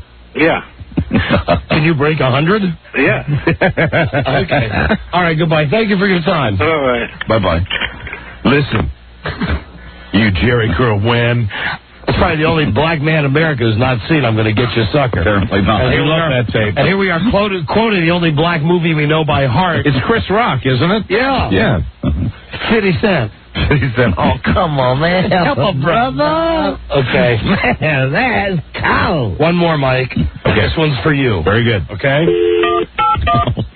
You know, I always know it's good when he doesn't tell me in advance. It's for you. Very good. See how this Thank you for calling Bob Evans Terre Haute. May I direct your call to carry out? Oh, hi. This is the Don and Mike show. We're on the air right now. Is that okay with you? Sure. We're doing a national radio show. Can you tell us, today was supposed to be the execution day of Timothy McVeigh. Uh-huh. Have you guys seen a downturn in business since he was not executed today? No, not really. So everything's the same? Pretty much. Are you selling a lot of breakfast skillets this morning? I don't know. I didn't work the morning shift. And Bob, is he pro or con death penalty? Oh, I don't know. You'd have to ask him. Yeah. How about his sister Dale? Huh? Don't worry about it. And what's the special at Bob Evans for lunch today? We really don't have a special. I know, it's all special. Had you planned on any Timothy McVeigh? Timothy McVeigh? Hey, Timothy McVeigh. Timothy McVeigh. Try the Timothy McVeigh. That would be it. I don't think they serve veal. Yeah. At least not in its, pure form. You can serve it at McDonald's, though. Could be like the McVeigh the McVeigh. McVeigh LT. McVeigh LT. Are you planning? We got a bunch of them here. We had electric cherry pie. We had what was it? I have some customers, so can I go ahead and go? How about the grilled T-bone steak? And everything. How about turkey injected with flavor? Oh. Killer fries? I can't believe it. Well, that's your place, Mike. Bob Evans. Oh, man, I tell you, that breakfast skillet stands up to anything else. Get it with a biscuit. Well, as you can hear, Carb Lover special. Life goes on in Terre Haute. That's they don't seem to be very phased. No, they don't seem to be very excited that they've been chosen for a major execution. They're not. You'd think that they could be just a little more enthusiastic. Let's try one more. Let's try a hotel. Do they have an old country buffet? No, let's try the Super 8. I'd lay odds they have one, if we really look. I bet you dollars to donuts there's an old country buffet in Terre Haute. I've only got what Lisa came up with on the search on the internet. Just to give you a clue about how things are in Terre Haute, they don't list any hotels, only motels. Help you. Hello, is this the Super 8? Yes. Hi, this is the Don and Mike radio show. We're on the air right now at CBS. We hope that's okay with you. We were calling to ask, you guys, have you seen your business go down since it was announced that Timothy McVeigh is not being killed today? Well, we still have our regulars. So. You have your regulars, but were you jammed for this day before? Yeah, we were, and they set it back to the 11th of June. So it's impacted you, at least for today, negatively, I would imagine. Excuse me? Don't worry about it. So, has it, you guys, were you expecting that today you'd be overflowing with people, and instead it's kind of dead around there? You didn't even know. No, I didn't. So to speak. Well, I mean, that shouldn't No, normal. To answer that question, I mean, it's really not. I'm sure it's hopping at the Super 8. Oh, come on now. Did people kill a lot of reservations? Yeah, pretty much. They did. All right. Well, thank you for your time. Yeah. Okay. Hey, I got an idea for something. Do you have those little placards? I was going to say out in front, they could put, you'll sleep like you were dead. Wow. I mean, it's to the point. It's super, but it's a restful sleep. Well, as you hear, it's the restful sleep of the eternal sleep. The eternal sleep. Right. The eternal sleep of the dead. And what is the other thing you say? The tortured? No, the mirthless laughter of the damned. And as you heard, they don't give a rat's ass in Terre Haute. They could care less. I think really. I think move it to a city that cares. Yeah. Right. Send it to Buffalo or somewhere. Send it to Rochester. You got to send it to a more hateful city. Send it to Sacramento. We'll be right back. Number 1, Arbitron Radio, the Don and Mike Show.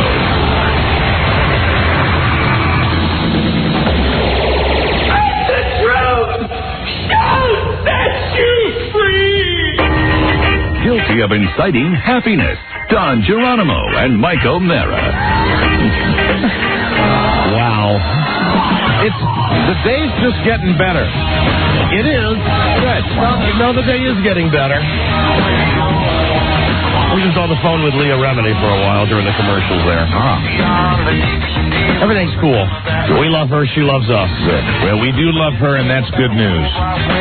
Someday, God, if I could tell you all the crap that's going on right now, it's amazing. It would, really. You'd laugh your ass off. It's beyond. It's sublime. Anything that should be allowed. It is sublime. But now I don't think is the right time to have Leo on the show just at this moment. No, not at all. We still have some behind-the-scenes stuff to work out, but I know some people, Lisa said some people calling today and said, what's the deal with you guys and Leah? Yeah. Everything else with us and Leah is more than cool. That is good. Well, she's a good person, and that's the reason for that. More than cool. And I wish I could tell you more, but obviously, there's a gag order on this topic. Don't talk about anything. Right, so we can't talk about it. Do all this, but don't talk about it. Right, okay. But someday we'll be able to. Do this, do this, do this, do this, do this, do this, do this, do this, do this, do this, but don't say a word about it. Hello, Don and Mike Show. Hello? Yeah, it's Don and Mike. Hello? It's Don and Mike. Hello? That's great. Listen, this is Ed from Rochester. How are you? Hi, Ed. You guys say you want to send McVeigh's execution up here to Rochester. Yes. And then you say we're a mean city. No. I did not say Rochester was a mean city. No. Okay. I did not say Rochester was a mean city. I didn't. I said, send it to Buffalo. Send it to Rochester. Then Mike said, send it to Sacramento. Right. Because Sacramento is a mean city. Oh, okay. But I didn't say that. No, you didn't But say I that. did not say Sacramento is a mean city. I said it a different way. Robert, do you remember the way I said it exactly? You're better at remembering what I say than I am. Do you remember? Pull the tape. Well, what was the context it was said at? Wrong microphone. Because I love Sacramento, and I wouldn't want to offend anybody in Sacramento. How about Rochester? Rob's microphone is not on. Not to put words in your mouth, but I think what you were trying to say is that Sacramento is a city that could really appreciate the attention that the execution could bring to them. Exactly. You don't want to drop the ball like Terre Haute. Right. You want to make the most of it and really teach a lesson and make all of America And I thought the same about Rochester. Rochester's a can-do city. And when I think the word hate might have come out. No. What you said was Diamond of the West. Oh. Diamond of the West. All right. Okay. How about Rochester? Can I speak for a second? About Rochester? Sure. Absolutely. Listen, actually, and this is the truth, my birthday is June 11th. Actually. Yeah. That's true. Now, what I would like is I'd like to have them transfer that execution here. Yeah. We could bake a cake around them, douse them with lighter fluid, and burn the little bastard. See, and who says Rochester's a hateful city? We're not hateful. We're just... I didn't say that. I didn't say that. Rochester's a wonderful city. I think it would be great to douse it with lighter fluid and set them on fire in the middle of Rochester. Absolutely. I'd enjoy it. I think absolutely, and then he could take your truck and back over it. Okay, thank you. I was just sending some love to Rochester. Yeah. And I'd like to send some out to Sacramento. And while we're at it, Buffalo. Hello. And all our fine affiliates. Don and Mike Show. Hey. Yes, hey. What's going on, fellas? Oh, hey, 40. 40, long time no chat. Right. Guess who's coming to Sunday breakfast? Oh, I don't think so, 40. I don't think so. Some eggs and some OE. Old English and eggs. I don't think so, 40. Yeah, he could have a red eye with just breaking a raw egg into his Old English. Oh, that's right. That's going to be tight. It's this weekend after the Las Vegas. Well, virtually, one form of you guys and the other is going to be living with me all weekend. Saturday morning, I'm going to have Mike and Buzz over for breakfast. And then Saturday afternoon, all the way through Saturday night and into Sunday, the Spiewaks are staying with us. And by Monday, you're going to come back here, and you're not going to want to see any of us. No, and then we're all going to New York together on Tuesday. And then we'll have a big Tuesday night together. Yes, we will. Yes, we will. All of us together. Together again. But you know what? No, in times, though, really, like today, it's good we have each other. It is. Because if we didn't have each other, man. Circle the wagons. Absolutely. 40, so you're coming to the show this weekend in Ocean City? Yeah. Yeah, right. Cool. Right. We're going to party in Ocean City. It's going to be all good. Right. What are you drinking right now, 40? I just finished the OE. I'm going on my way to the store now. Are you walking? No. I'm riding. He's riding his unicycle. Yeah, fantastic. His giant tricycle. His unicycle. No, you shouldn't do that drunk either. I'm in the passenger seat. I'm riding scrubs. Technically, riding a bike is almost as dangerous as getting behind the wheel of a car. Yes. Because your balance is so whack. It's crucial. Yeah. All right, 40. Well, right. We will see you on Friday night. Right. Friday night. Friday night, my brother. Right on. All right, bye, 40. Peace out. Somewhere in the Midwest this week, I forget the state, they're trying to rewrite the state constitution so it's illegal to be drunk on a horse. Really? Yeah, there was some injury, so they have to watch out. Is there any other way to ride a horse? Don and Mike show. Don and Mike, Radio Gods. Hi there. How you doing? Hi, we're doing great, thanks. Good. Hey, Friday in Portland, did you know there are a couple Don and Mike imposters in the audience?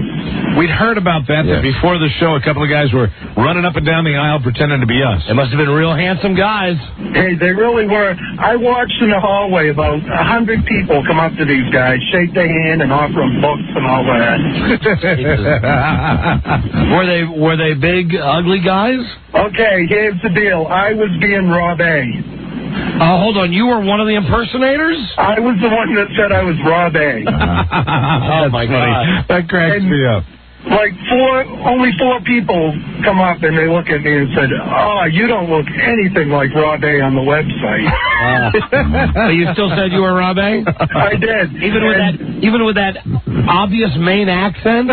Yeah. Yeah, he's got a pure one right there. Absolutely. And the guy that was playing Mike, everyone kept coming up and said, "I love your Maine accent." He was going right at it. That's funny. Get out of here. Hello there, Don and Mike show. Hi, Don and Mike. It's Chris the Gambler. Oh, Chris the Gambler. You know what? I'm calling to tell you, how about those Twins? You're in good shape right now. This is the guy who has the season-long bet with us about the Minnesota Twins going to the World Series. Right. 4 out of 6 from the Yankees. How about those Twins? Yeah, what are they, like 25 and 10? Yes, sir. Yeah, but I believe they lost last night, didn't they? Hey, we're allowed to lose every other game. Oh, they must have lost to the Red Sox, right? Yes, who would be I believe it was Mr. Frank Castillo pitched a nice little gem against your Twins. Yeah. Hey, I believe it was Mr. Manny Ramirez who took the batting lead over from that mouthful, that guy that you got that's hitting all those base hits. That's fine. That's fine. I got to gloat when I can. Sure. You know, I wanted to tell you something quickly. I heard of Rob A. talking about a weird law. In Virginia, do you know it's illegal for a girl under 17 to have her socks off while riding in the car? Yes, we do. Thank you, Chris, the degenerate gambler. Thank you, Chris. Hello, that guy is a gambleaholic. Absolutely. Gambleraholic, whatever you call it. He'll make a bet even if he knows he's going to lose. Like that Minnesota Twins bet. Yeah, which like that Boston Red Sox bet. Yeah, well, no, the Twins bet is dumber than the Red Sox bet. Well, the Twins, what's he going to do if he loses? He's going to shave his head. He's going to shave his head. Shave his head. He's already shaved it, so he just keeps it shaved. Hello, Don and Mike show. Don. Yes. Mike, how you guys doing? Hi, we're great, thanks. Hey, I got a major celebrity fighting for you. Really? Did you mention our names? I sure did. Who's the major celebrity? One of your favorites, Larry King. Okay. Where'd you see Larry? I went out to, me and my wife went out to Las Vegas last Thursday. We were at the Venetian out there and stayed for a couple of days. Beautiful hotel. I love their blinds. Yeah, and because they have a gondola ride there. Let's go on the gondola. Was Larry in the gondola? Well, actually, we were standing in line, and him and his wife and his 2 children, his 2 kids, come up. And my wife, Armstrong King. Cannon Edward King. Cannon Edward King. Cannon Edward King is the baby's name. We love that Chancey man. We love that Chancey man. He is a nice boy. Okay, so what did you say to Larry King? So we got up there, and of course my wife recognized him first, and I said, "Yeah, that's him." He cut right in the very front of the line, of course, and my wife and him said, "Hey, it's my husband's 40th birthday. Could we get a picture or whatever?" So we got a picture, and then I asked him. I said, he said, "Happy birthday." I said, "Well, hey, what do you think of Don and Mike?" And he said, "Who?" I said, "Don and Mike." He said, and I said, the guys from the radio show, Don and Mike show. And he just kind of looked at me real funny, and really didn't say anything, and turned around and got on, and they got him on the gondola. And That's great that you did that after you had the picture taken. Oh, absolutely. That's funny. All right, good for you. Thank you for the call. Thank you. All right. Thank you. Yep. Cooperstown, down in Cooperstown, New York. He is a nice boy. He is a good boy. He is the Chancey man, the little Chancey man. How we love the Chancey man, the Chancey man. Hey, Rob, where are those tapes? Why don't you find it on the next break? We talked about it earlier today. The greatest Larry King tape of all time. The ultimate. Cooperstown. I'm not listening. Down in Cooperstown, New York. Because what people don't realize, when Larry used to do his radio show, we were doing a morning show, and we talk about Larry a lot because it's what we would be listening to because it was so absurd on the way into work. We came on the air at 5:30, and we would both listen to him on WTOP on our way in. And then afterwards, after we had talked about him for a while, people started sending us things about Larry's show. We got information about Larry's show. Some information I can't divulge where I received it, but I will tell you right now, somebody told me that Larry used to fall completely asleep and also break wind a lot when he was in the studio. And then we ended up getting tapes of Larry nodding off during a show. We do have a tape of Larry farting during a show. Yeah, that's correct. And it was also, if you would honor a request of when he thinks he's in commercials. Oh, my, you know what? Oh, that is hysterical because you hear the real, behind the scenes Larry talking to one of his guests. All right, I promised today on the show, because these are both long tapes. Yeah, they are. We're going to have to devote an entire segment to them today. Larry King. Canon Edward King. I got it right here. Edward King. All the Larry tapes. The great Canon Edward King is a big beast name. You know what I do want to do, though, before we forget, that guy called and reminded. Yeah, you have been teasing this for a while. I do want to call sex lines and just play Pete Johnson tapes. Yep, see how they're received. To the girls. Tickle the Duke, useless bitch. Right, because we got about 1,000 of them. Your pussy smells like garbage. Eat my snot, you hemorrhoid. So let's see what we've got here. We've got 1-900 Redhead. Oh, Pete loves a redhead. 1-900 Pink. Oh, we all know what that is. Hot and Horny Virgins. Oh, my. I Measure Success. 8 inches at a time. Oh, wow. Hot, wet sex babes. Cheap and nasty phone sex. Queens of kink. Ah, that might be up Pete's alley. The lust lines. 1-900 hot slut. Is it when you can't read? 1-800-EAT. C-U-N Toledo. Oh, my goodness. Look at it. Look at the giant ad. Add a lovely picture to go along with it. Yep. Young Sea Suckers. BJs.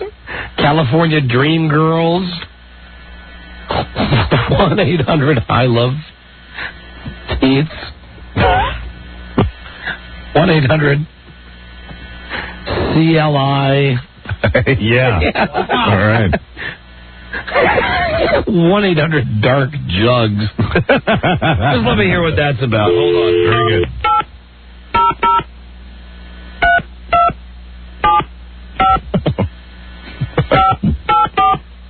And of course, we will be communicating entirely with tape. This is an 800, though. We might have to have a... Yeah, you have to have a credit card. A credit card. You just lie down, baby. Let me bring my beautiful black body right down on top of you. Dark Jugs. That's right. I'll move my hips nice and slow. Teasing you while you fondle my perfectly round 36Cs. Okay. All right. I had to delete that out. She's naughty. Now here's one. Michelle's eavesdrop line. Secretly listen in on live, uncensored phone sex calls.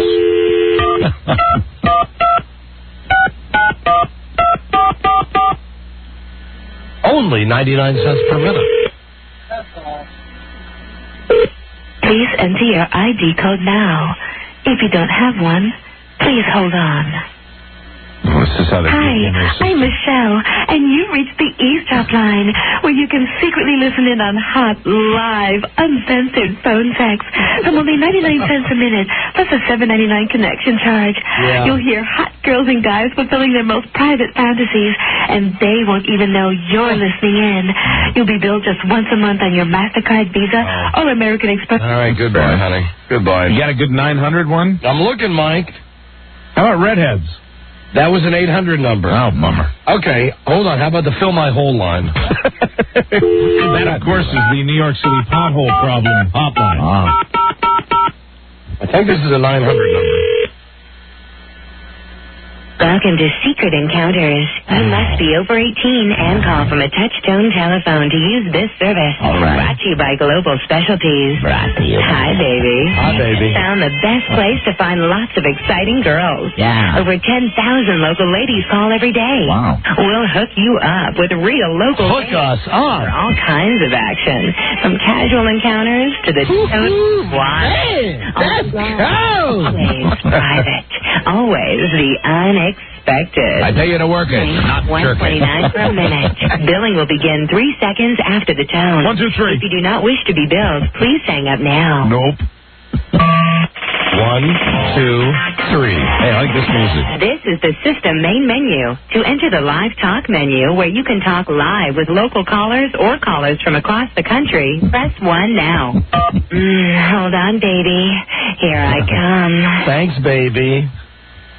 She's nice. All we're going to do is play the Pete tapes. Okay, so we'll have no communication.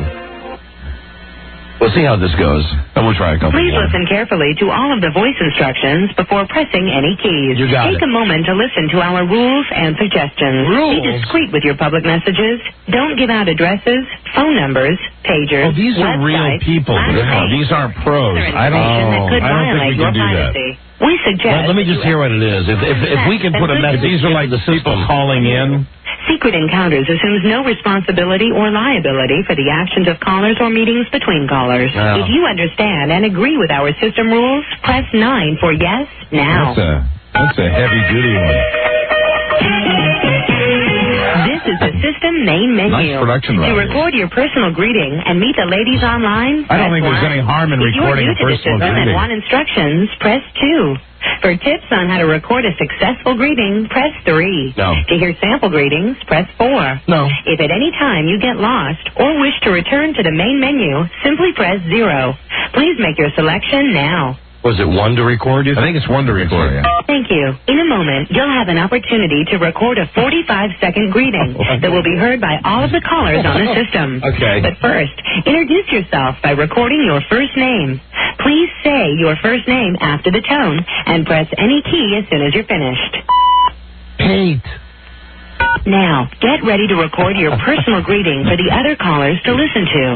This greeting will let other callers know what you're about and can be up to 45 seconds long. Remember, the hottest greetings get the most responses, so take your time and make it good. At the sound of the tone, please record your 45-second personal greeting and press any key as soon as you're finished. Open wide and swallow my spunk. Go, Bob, on my knob, ass munch. Smell my hog, queer bait. Tickle the Duke, useless bitch. Your pussy smells like garbage. Eat my snot, you hemorrhoid. Go fist yourself, pimple ass. See you in Toledo, you stupid whore. Go F yourself, douchebag. Kiss my left ball, dimwit. To replay the greeting you just recorded, press 1. To re-record this greeting, press 2. To approve your greeting and Trying to meet the press ladies 1. online, press 3. 3. 1. Why isn't 1 working? None of them will work. I'm sorry, I didn't understand your entry. To replay the greeting you just recorded, press 1. To re-record this... Open wide and swallow my spunk. Go, Bob, on my knob, ass munch. Smell my hog, queer bait. Tickle the Duke, useless bitch. Your pussy smells like garbage. Eat my snot, you hemorrhoid. Go fist yourself, pimple ass. See you in Toledo, you stupid whore. Go F yourself, douchebag. Kiss my left ball, dimwit. To replay the greeting you just recorded, press 1. No. To re-record this greeting, press 2. Right. To approve your greeting and meet the ladies online, press 3. Rob, you got to pick it up again. I don't know what's wrong with my touch tone pad here. Thank you. Remember, if you hear a ringing phone like this, press any key on your touchtone telephone to connect live, one-on-one. Okay, this is Hi, good. this is Joanna and Liz.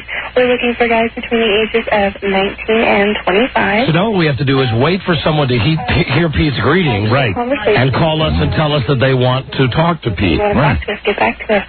To replay this greeting, press 1. To send this caller a personal message, press 2. Yeah, press 2, To Robbie. request at the sound of the tone, please record a 45-second personal message and press any key as soon as you're finished. Bite my left nipple, asswipe. To replay this personal message, press 1. To re-record this... Bite my left nipple, asswipe. To replay this personal message, press 1. To re-record this personal message, press 2. To approve and send this personal message, press 3. Your personal message has been sent to... Liz. Joanna. Hey, y'all. This is that Cherokee cowgirl. How you doing? Hope everyone's having a good day. And if you're still at work, I hope it goes fast for you. I'm 5'9", 37, tall and thin, dark hair and eyes. Sounds like Tina from Survivor. I'm a real easygoing person with a great sense of humor. This thing bumped me off here, and I have to do this all over again. It's killing me. Oh, shoot. I got on here anyhow to see if there's any good people out there to talk to. To replay this greeting, press 1. We'll send her a message, to though. send this caller a personal message, press 2. At the sound of the tone, please record a 45-second personal message and press any key as soon as you're finished. Go eat a S sandwich, filthy C. To replay this personal message, press 1. Go eat a S sandwich, filthy C. To replay this personal message, press 1. Your personal message has been I'm sent. surprised you're not hearing the ringing sound yet. Hi, this is Jennifer, and I'm really hot, and I want to talk to you. Hi, this is Sarah. I'm 21 years old. I'm 5'1", have blonde hair. Sounds like it. And I have hazel eyes, and Baby. and leave us a message. To replay this greeting, press 1. To send this caller a personal message, press 2. At the sound of the tone, please record a 45-second personal message and press any key as soon as you're finished. Go, Bob, on my knob, ass munch. To replay this personal message, don't replay press it. 1. Your personal message has been sent to... Hi, this is Jennifer and Sarah. Hi, I'm Ginger, and I'm a 27-year-old single white female from Arkansas. Hey, let's try a live one. Let's try a live girl. The only reason I'm staying with it for another second is just to see if we get a ring back. Yeah. Because I think the one time that we did something on one of these boards, it took a couple of minutes for someone to call back and want to speak to. At that time, I think we were doing it live with Pete.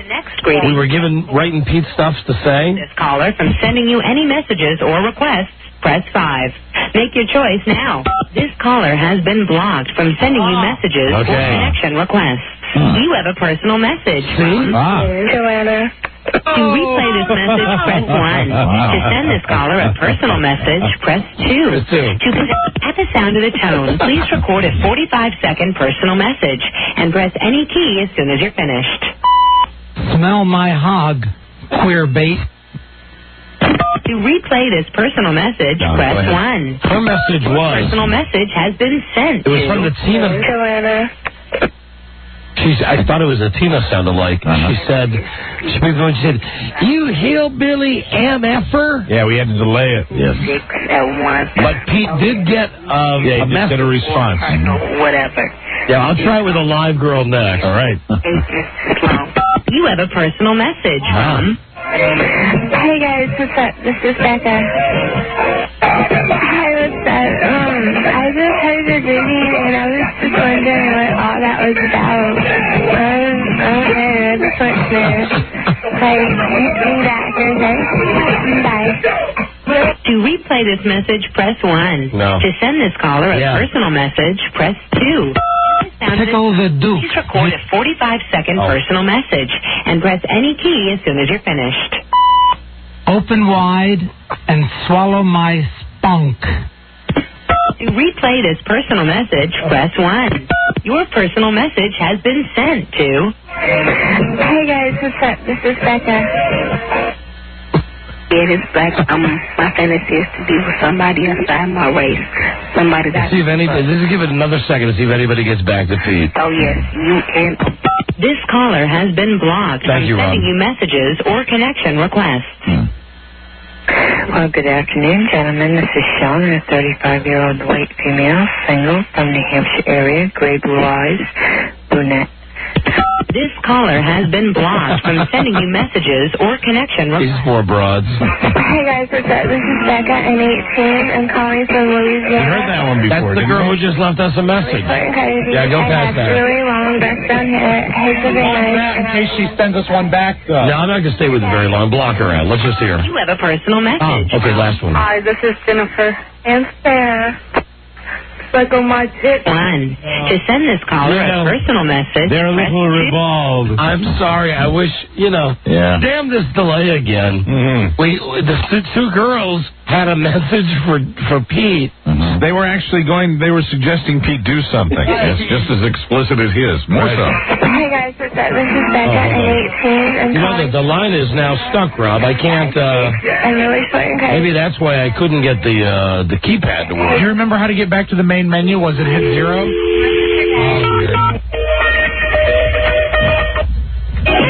Hey guys, what's up?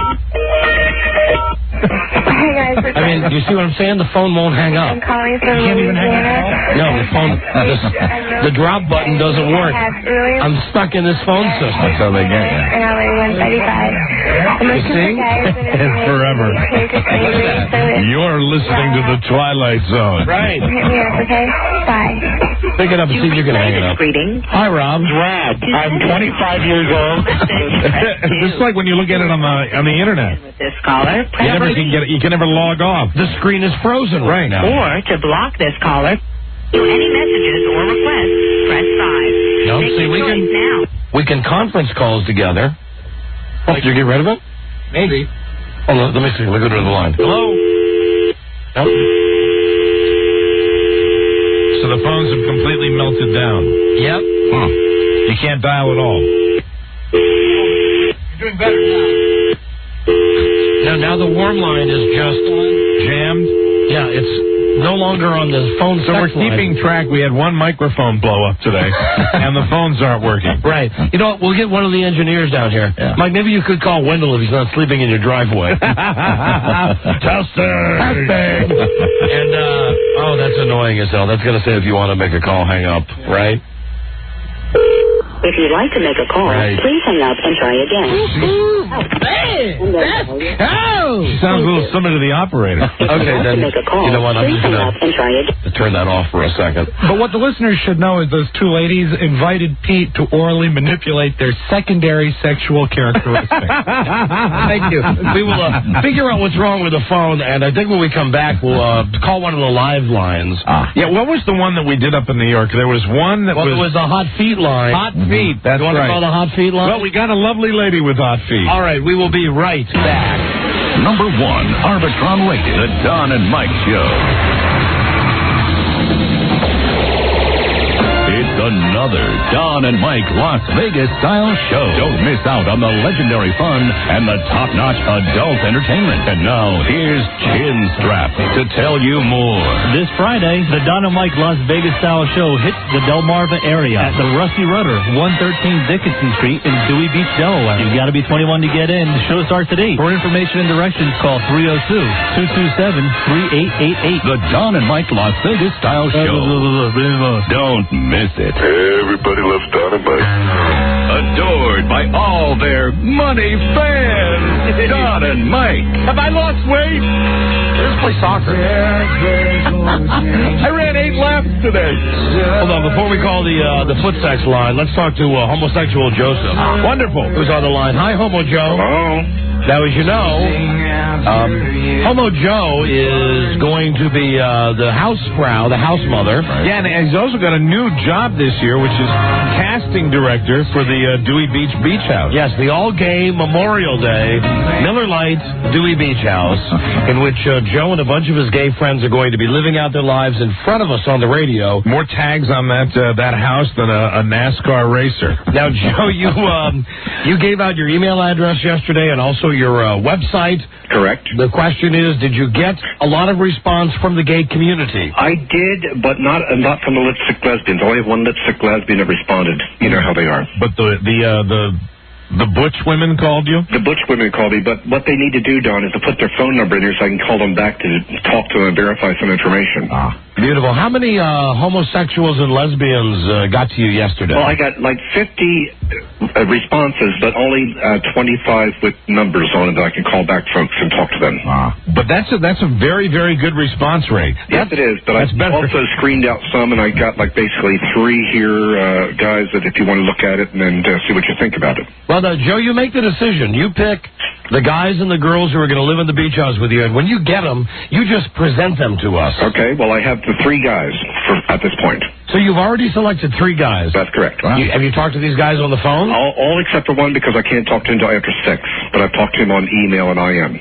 Well, then, you know what? Why don't we set this up to meet the guys tomorrow, but you can tell us about each of your gay friends now. Yeah, because you're the casting director, Joe. These are going to be hand-picked by you. Well, I figured it'd be kind of a nice mix. The first one would be from Baltimore, and his name is Chip, and he's a 39-year-old gay guy, and I figured, hi, hun, you need one of those kind of people down at the beach house. Yeah, it's just a coincidence he happens to be one of the older gay men. Right. And then we... Yes, Joe's looking for a boyfriend. No. Then there's one that's very interesting here. I thought you'd like this one. It says, I should be picked because I have a wonderful entertainer and can provide comic relief. I also work very, very hard, 3 jobs, and need a break. I'm a professional drag queen, so I thought that'd be kind of interesting. Professional drag queen, all right. Ladies and gentlemen, you're in for tremendous entertainment because I firmly believe that on Memorial Day weekend, we're going to have the cast of Cats at this house. And the producer. Yeah. And the last gentleman I think we will put in here is a younger fella, so we can kind of balance the weight. He's a bisexual, and his name is Paul. All right, so those are the 3 guys you've selected now. Now, the lipstick lesbian, she can't go for the first 2 days of the beach house, but she could go for the rest of it, and she would love to go, and her name is JC. Okay, so you've already got 3 guys and 1 girl, so you need 2 more lipstick lesbians? That would be great. Okay, and do you want any dykes, any... some hardcore bull dykes. So, Joe's email address, again, if I remember, is homojoedm@AOL.com, or you can go to his website, homojoe.com. It's that easy. And remember, what you're signing up here for is a chance to, basically sign away all your rights. Yeah, it's our real world is what it is. And we've done it an incident. We did. We did. I know we did. 7 nights and 8 days at the Miller Lite Dewey Beach House in Dewey Beach, Delaware, May 25th through June 1st. Miller Lite, the great taste of a true Pilsner beer. All of these people will be living their lives out on the radio, not only with live reports from Joe, but we'll have a webcam, so you can go to donandmikefans.com and see what's happening. Joe will also have a tape recorder to get the highlights for us, the audio highlights. Very good. So, Joe, thank you. Oh, listen, here's what I want to ask you about, Joe. Yes. Have you heard about this Minute Maid thing? Yes. Okay, now, have you seen the ad with Popeye and Bluto? Yes. For Minute Maid, I'm asking Mike. I have not. No, I have not. Okay. There's an ad for Minute Maid orange juice with Popeye and Bluto. Now, apparently, homos say, gay people, gay groups, homosexuals say that in this ad, it appears that Popeye and Bluto are gay lovers. Because there's innuendo. What happens is, these 2 guys, Popeye and Bluto, who normally hate each other and beat each other up, they start the commercial by riding a seesaw. Ooh, ride a seesaw with me, bitch. At the beach. And then when the commercial ends, they ride off they're on a bicycle for 2, and Olive is standing there, Olive Oil, trying to look all sexy, and they don't even pay her the time of day. It's amazing this is 2001, and this is making news now when everyone for years and years should have realized that any cartoon character with the slug line, blow me down... Sailors. He's a sailor. So now, all these gay groups think that Popeye and Bluto are homos. Now, have you seen the commercial? Did you think that, Joe? I really did, yes. It's been a joke. Matter of fact, one of the bars I go to, they play it up on the video screen a lot because it's hysterical. Now, here's spinach is a gay aphrodisiac. Yes, it is. Here's a quote. This cracks me up. This guy who takes it too seriously. A guy who, of course, is the leader of a conservative group. His name is Robert Knight. Not the Bobby Knight. Not the general, is it? Not the general. Right. He's director of the Culture and Family Institute, an affiliate of Concerned People of America. Here's his quote. First off, he worries that Minute Maid, which is owned by Coca-Cola, is using cartoon characters to spread gay themes to children. Oh, my God. And here's this douchebag's quote. There are a lot of choices in orange juice. If parents think for a minute that children are being targeted by a homosexual campaign, we will switch brands without blinking. Because we're bigots. And then, let me see, he's got other commercials he doesn't like. You know, I would have always thought that when you're talking about Popeye, Wimpy would be somebody who was, leaning more towards the gay life. Oh, Wimpy asexual, I think. Yeah, maybe you're right. Yes. I'll gladly pay you Tuesday for a hamburger today. He was definitely in love with food. Yeah, has sex with his food. Okay, that's a good point. I stand corrected. This guy, the conservative guy, he also doesn't like the new Miller beer spot. That's a good spot. Have you seen this one? It shows these two hot chicks at a bar. Right. And they're looking at these two guys, and then they see two other guys that are even hotter, and they say to the waitress, send those guys a beer. And when the guys get the beer, they hold hands, and they wave back, and they go, thank you. That spot bothers this guy. Oh, he's an uptight man. Also, boy, he's going way back to the Volkswagen Da, da, da. Why is that supposed to be gay? Because allegedly, according to this guy, the two guys who were riding in the Volkswagen were homos. Why? Based on what? It just says... Da, da. That's what Joe says when he's making love to another man. The da, da, da. He doesn't like Volkswagen's popular Da, da, da spot, which aired during Ellen, and he views as showing two gay men. Wow. Okay? I'm Popeye the Sailor Man. I look at another's can. He also doesn't like a John Hancock ad. Hancock. Right. For a couple that showed two women adopting a baby. Really? Yeah. Well, he is just thinking about this all the time. Seems to me like this guy might be a homo. Yeah. I mean, if you watch this commercial, I guess if you're gay, if you see the orange juice commercial, right? Maybe you get a joke out. I mean, maybe you get a laugh. You say, hey, maybe it's lighthearted stuff. Maybe Popeye's a homo. Right. I never thought it when I saw the ad until I started hearing this. Olive oil is all heterosexual, though. Yes. Well, I wouldn't F Olive Oil with Buzz's D. Really? She is the most unattractive cartoon woman I can't imagine. And whoever they got... Even her speaking voice? Whoever the woman is they got to play her in that ill-fated movie that Robin... Shelley Duvall. She was the perfect Olive Oil. God, she's uneffable. She was perfect Olive Oil, and she was also good in The Shining. Who would you do, Olive Oil or Mrs. Grundy? Oh, from Archie? Yeah. Mrs. Grundy, more cushion for the pushing. Yeah. Well, she was pretty skinny, though, wasn't she? Oh, no. Oh, Miss Grundy, you mean didn't we just have this discussion? We talked a lot about Archie comics, I believe, when we were perhaps drinking. Who was who's the girl in the really young girl in Archie? Oh, there's Betty and Veronica. Betty and Veronica. Who would you do, Betty or Jessica Rabbit? Betty. Jessica Rabbit. Because Betty and Veronica are interchangeable. They're really the same body and the same face. But Jessica Rabbit is the definitive cartoon hottie. She's got nice tatas. Yes, absolutely. So do Betty and Veronica. Yeah, but there's nice as the rabbit. They're pointed. No, they're not. Jessica, I don't know about Jessica Rabbit's, but Betty and Veronica's are big and round. Really? Yes. But don't you remember Jessica Rabbit's had the cleavage? Didn't you ever read Archie comics, though, when you were a kid? I didn't do comic books.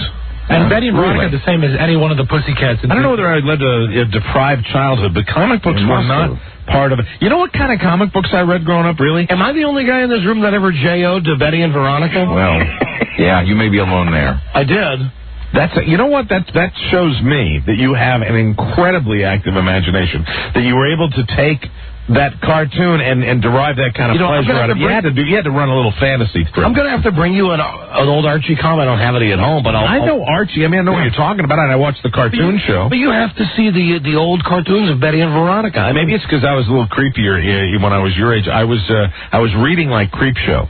Creepshow and lots of horror comics. I loved horror comics. Yeah, you are reading Creepshow, and I'm getting my jerk on to Archie. Well, I'm not sure. We have to get a timeline here. I mean, you obviously were reading you're obviously reading those comic books until today. You still read them, so I mean you were. No, I don't read Archie, but you were older when you were enjoying your 10. You were saying, comic books at 10? I got laid when I was 13. My God. Don't forget with the girl up the street. Really? Cut her dad's, the orthodontist. Yes, that's true. I used to cut her grass. 13 first time. My God. Right. Wow. Absolutely. But I'll tell you this, when I JO'd to those Archie comics, really hurt the resale value. Yeah. When I got to resell those babies. Yeah. Because when you were doing that, you didn't use the T-shirt. Yeah, no. You used the comic book. So it's kind of like a 2-in-1 pleasure trip. That's right. You get done with the comic book. You don't read it again. It goes right into the trash. So I guess you'd wait till you were finished, which is more important. Immediate gratification or finishing the story? Oh, I would have read the story already a million times. So did you save any? I'm getting more grossed out the more questions I have. Did you save the comics that I'm sure in not every comic would offer the kind of visual stimulus that you required. I'm sure you had favorite poses in the strip. Oh, I did have some. Rob, I know this is have I lost you, Rob? My God, I think we pushed Rob's button. Excuse me for speaking honestly about my childhood. It's just, I think Mike just took it to a new level when now you're singling out different frames. And you must know there Well, I mean, Rob, really, you're not going to do the one where she's holding her books like this. You're probably going to do one where she's... You would. You know, there's no difference between that and later when you take the step up to Playboy and when you had your favorite... Oh, there's an enormous difference. There's a huge... Now, you always have to get controversial on me here. I was with you right up until that statement. And then you said there's no difference. Now I'm worried again. Well, no, the difference is when I'm 10, I can't get my hands on a Playboy. Mm-hmm. You know, when I was... Well, see, I'm talking 13, 13, 14, you know, that type of stuff. I remember National Lampoon. Oh, sure. Well, that was a big one. Because they would have photo funnies with the girls that would take their tops off. And yeah, I would do it to that. Mm-hmm. Absolutely. By then I'd moved past Archie comic books. Mm-hmm. I believe the progression was Archie comic books, some National Geographics. I have a question. And then on to National Lampoon. Would you ever be able to achieve that by reading text? I had many, many times, and we've discussed it, Buzz. Yes. The Herod Experiment. It's a hot book. Which I stole from my sister. Listen, guys, I got news for you. Yeah? Right here, Penthouse Forum. Well, right there is the magazine I'm getting the dirty numbers out of. Sure, I mean, you know, I don't think it's that unusual to get that result from text. So when you are, you know, you thought it was gross that I would prop up the Archie comic. Did you ever hear the word gross come out of my mouth? Okay, I'm paraphrasing. If you want to look at your buddy boy back there. You thought he's the guy. Okay, it's no different than when you're getting. I thought it was. I heard Rob. Did you say? I just thought it was odd. Yes. Please, it's my life, Robbie. When you're reading this, when you're reading this and you're interested in the Penthouse Forum, you don't sit and read it like a magazine and get your jerk on. Don't you have to usually position the magazine somewhere? So, I don't doubt that may have happened. You know what? You're absolutely right with the Herod Experiment. And you find a certain paragraph or two that you can read over and over and over again. And you read it over and over, and what you do is, and it's very tough to get the magazine close to you, close enough so you can read it. Mm-hmm. But you actually, I remember, a lot of bending the binding back. Yes. Whatever it takes. Yes. Yeah. Now we're sympathetic. I mean, a long time ago. I mean, it's all about access. It's all about availability. Right. It really is. Yeah. But I think when you have to make do with what you have. But I'll tell you right now, I have to give you credit for being. That's what I did. That's the first thing I said to you. Giving you credit for your active fantasy life, that you're able to do that with a comic book. Well, don't forget, I did it with my teddy bear. Let me tell you, the comics, I still consider, like, naughty comics, or when they, sometimes on like Cinemax or some of those other channels, they will broadcast dirty little cartoons. They're not X-rated cartoons, but they have lots of strong sexual content. Do you know what I'm talking about? I do. Like, they clips of it, I think, in Real Sex or one of the, it's like foreign stuff normally, isn't it? Yeah, and it's always like a space age type of thing. Yeah. And I still truly enjoy that at my age now. I can actually fantasize about that. And there was a great... That's weird. Trying to think in college, I think... Now, why is that weird? You're sitting here talking about Veronica. I was 10 years old. Yeah, but you still talk about it very fondly. I'm just being honest with you. I don't get my jerk on to Archie comics anymore. Well, I wouldn't be able to do it to Archie comics. What I'm saying is, like, there's a reason that they have movies like Fritz the Cat. Right, for perverts like you. No, thanks a lot. There I am with you the whole time. Okay, you're not okay, Archie. I didn't J.O. to Archie. To Betty and Veronica. Betty and Veronica. All right, sometimes Archie and Reggie would be in the same scene, but I wouldn't focus on that. First of all, I have never J.O.'d to those things. I have never done that. I am telling you. To the cartoons? No, I have never, because I haven't had the opportunity. But I'll tell you right now, the fact that that's material that's designed to be erotic. Designed to be stimulating. So is Archie. Well, maybe in your world. It's designed to be erotic. Maybe in your twisted world. All right, Joseph. Okay. All right, we'll talk to you tomorrow. All right, have a great one, guys. All right, bye-bye. I forgot Joe was on the one there. Anybody in Batman do it for you? Like that blonde that was in the movies? No, because in the comic books, they never drew her as Foxy. The reporter never drew her as Foxy. Or Catwoman. She was never as Foxy. How about Little Annie Fanny? I bet I probably have. I enjoyed that. Yeah. Little Annie Fanny in the back of Playboy. No, because if you got Little Annie Fanny, you got the real pictures in there. Yeah, but sometimes you only get a couple of pages. Back in high school, junior high, you only get a page or two of Playboy. Right, you are. You have to. Remember, it would make its way around. You have to make do. God, hey, Rob, you didn't have the page. What do you see? And don't forget the great memory that Mike and I share. Even though we grew up across the country in totally different states, miles apart. Our defining memory is that Playboy centerfold weatherfire with the girl standing by the, like she's in a library. And she's got long auburn hair. And she has beautiful jugs. And she's just standing up, just majestic. Deborah Jo Fondren, yes, I remember her well. Deborah Jo. That was a great one. That's one of the best centerfolds I've ever seen. Absolutely. Right. Maybe it was the time. Yeah. Maybe it was our point in life. Do you guys, this is weird. And this is the land of perv. But I will tell you, do you remember the centerfold who one of her claims to fame was that she dated rocker Todd Rundgren? Do you remember that centerfold? You'd have to describe her. I don't remember enough. Kind of like dirty blonde hair and a big triangle. I didn't often read the stuff that came along with. Oh, I did. One of the first things when you realize you're getting old is when you read the stats on the centerfolds, and the stats are, they're born later than you. Yeah, I remember that. You remember that's a defining moment for a lot of guys. I can tell you exactly where I was when I saw the first centerfold that was younger than me, and it freaked me out. It is. It's a freak out. Yeah, it is. It's strange. All right, boys, time out.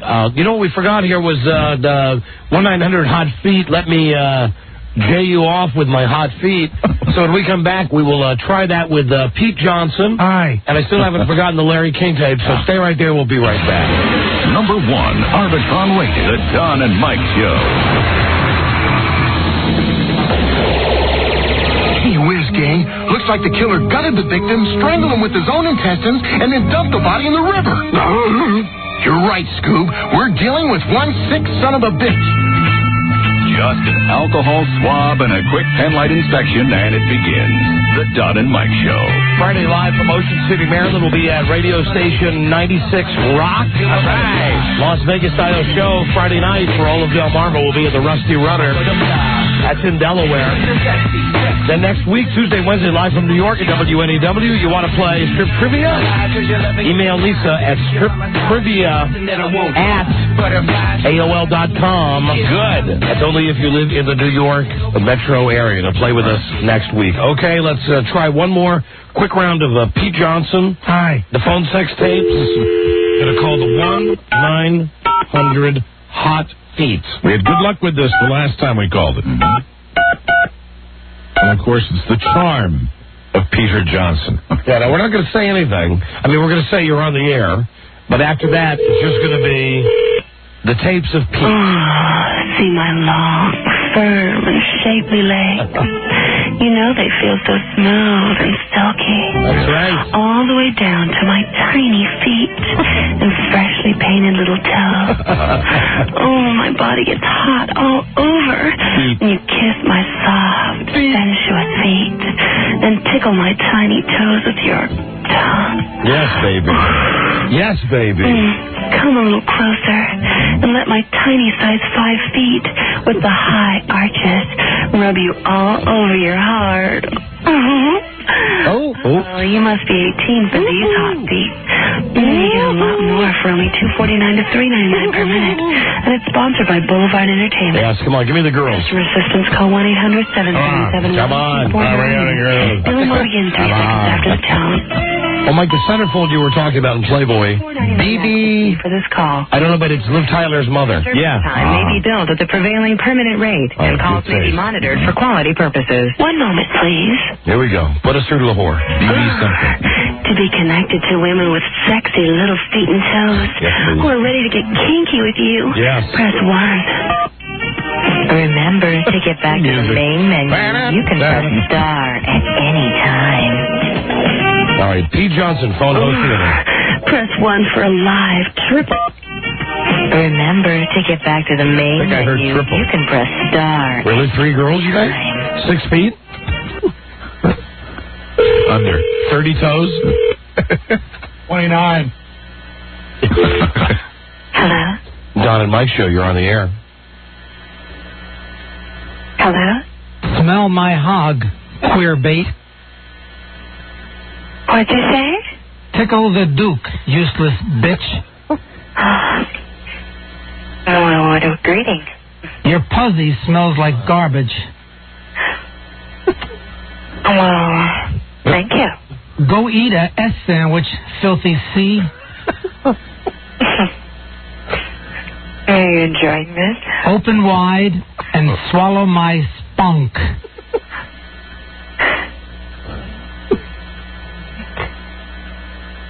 You leave me speechless. See you in Toledo, you stupid whore. No, I don't think I'll come to Toledo. Eat my when they bung. end like that there. Eat my bung. Dickweed. No, I don't think so. Kiss my left ball, dimwit. You know, you're quite humorous. Your mom takes it up the bung. Well, maybe your mom does too. Go fist yourself, pimple ass. Did we learn new words today or something? Go F yourself, douchebag.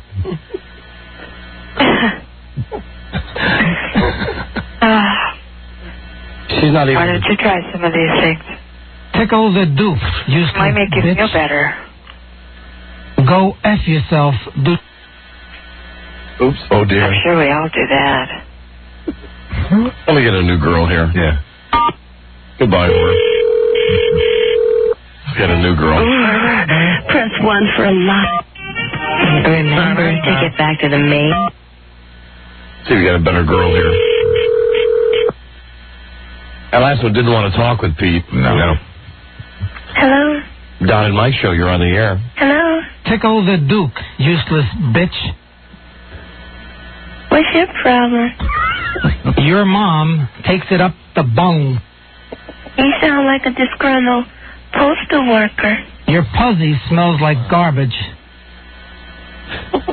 Yeah? What else? Go eat a S sandwich, filthy C. Yeah, I'm listening. Go fist yourself, pimple ass. That's funny. She's unfazed. Smell my hog, queer bait. No, I think we need another whore. Don't you agree? Absolutely. She's too happy. Medicated. Press 1. Remember.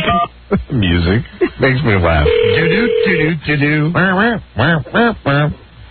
It's like room 222 music. Hello? Don and Mike show, you're on the air. Hello? Tickle the Duke, useless bitch. What did you say? Tickle the Duke, useless bitch.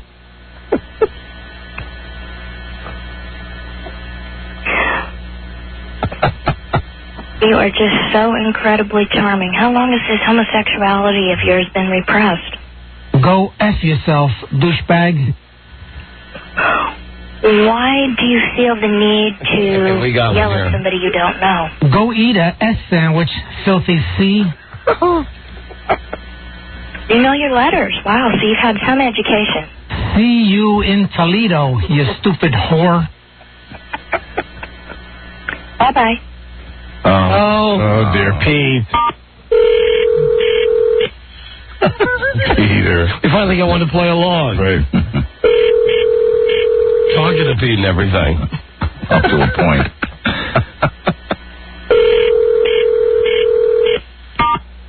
I wish she didn't disconnect us. She may have. Next voice you hear will be a supervisor. Really, a supervisor at 1-900-HOT-FEED? Right. What the hell's going on here? I don't know. I wanted to hear the...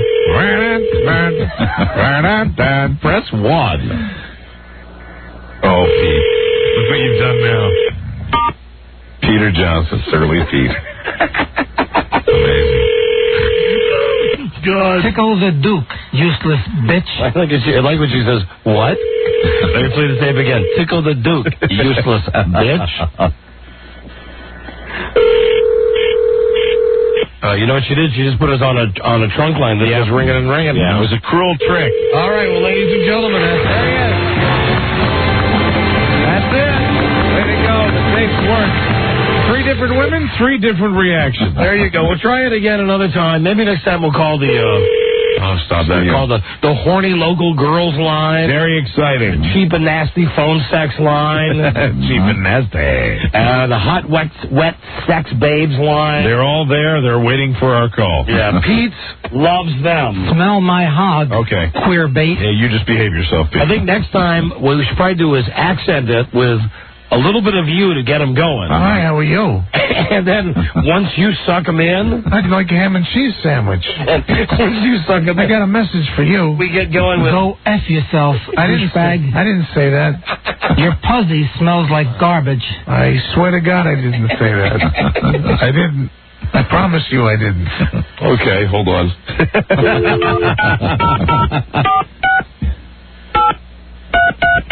How are you? Good day to you, ma'am. Hi. I'm having a good time. Oh, but we have to sit through all this crap at the beginning. See my long, firm, and shapely legs. You have little feet? You know they feel so smooth. Size 5. Size 5. All With the way little down toes. to like tiny feet and freshly painted. My Pete will be very into the feet. Oh, my body gets hot all over. How we do? Interact with... How about it's Pete's brother on the telephone? No, I think it can be Pete. Because then they'll be wondering, what did you say? Nothing. Come a little closer. All right. And let my tiny size 5 feet Size 5. with the high arches Baby. rub you all over your heart. You love me a long time. Uh-oh, you must be 18 for these hot feet. Oh, I saw that back in the Eisenhower administration. Uh-oh. And it's sponsored by Boulevard Entertainment. For customer assistance, call 1-800-777-1249. Uh-oh. Billing will begin 3 seconds after the tone. All right, do it, baby. You'll be charged a $4.99 access fee for this call. Wow. Please be aware that customer service time may be billed at the prevailing permanent rate. That's all right. Go ahead. We don't pay for it. For quality purposes. One moment, please.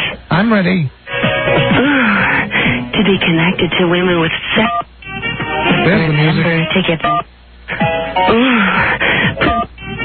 Remember to get back to the main menu. God, you just got to press 1 a gazillion times. All right, let me tell her she's on the air first. Hello? Hello? Hello? Hello? Hello? Why is it dead? Oh, we went through all of that and the line's Pressed too many buttons. Now, don't blame me, Pete. Useless whore. Hey. Hey, don't get mad at me, Pete. Tickle the Duke, useless prick. Smell my vapors, dickweed. Now, the girl just picked up and hung up. Hello? One for a live triple X toe sucking. Remember to get back to the main menu. You can press star at any time. All right, here we go. You know, maybe I did press 1 too many times. I mean, press 1 too many times. Hello. Don and Mike show, you're on the air. Hello. Hi, who's this? This is Pete. Hi, Pete. How are you? I'm doing great. How are you? I'm doing wonderful myself. What do you Your pussy smells like garbage. Huh? I didn't say anything. I heard you say something about garbage. No. Your pussy smells like... No, not that. I didn't say anything. I just called to have my toes sucked. Oh, did you? I'd like to have my little toes sucked. Just your little one? Go eat a S sandwich, filthy C. Just the little one, right? Yes, I would like to have my little toes sucked. Do you think you could do that for me? Oh, I would love it. Tickle the Duke, useless bitch. I would love it. I haven't seen any hot foot action since D-Day. And, what about you? You like sucking on toes? Bite my left nipple, asswipe. Yes, I do. Oh, you do? I do indeed. She's not even reacting to the tapes. I like lots of things, but I've been accused of having a split personality. Open wide and swallow my spunk. You've been accused of having a split personality? I have. It's very hard for me. That's why I need to unwind and relax, having my toes sucked. Oh, really? Eat my snot, you hemorrhoid. So you like it when they suck on your toes? I do. Kiss my left ball, dimwit. I like having my toes sucked on also. Did you hear what I just said? What? Smell my hog, queer bait. Did you hear what I just said? About your toes? No, the other thing. Oh, yeah, of course. Your mom takes it up the bung. What do you think of that? I think you're acting like a jerk saying that you have a split personality. But I do. Why don't you just try being your real self? I do. You're listening to my real self, but I have strange moments when I can't control what I say. Go eat a S sandwich, filthy C. I'm sorry. I didn't mean to say that. I just have this other personality that takes over my body. Right. See you in Toledo, you stupid whore. I'm so sorry. You do enjoy that, I take it. No, I don't. It's troubling me. Do you understand? It's what? Go, Bob, on my knob, ass munch. I'm sorry I said that to you. I can't control myself. Okay. Do you understand? Eat my bung, dickweed.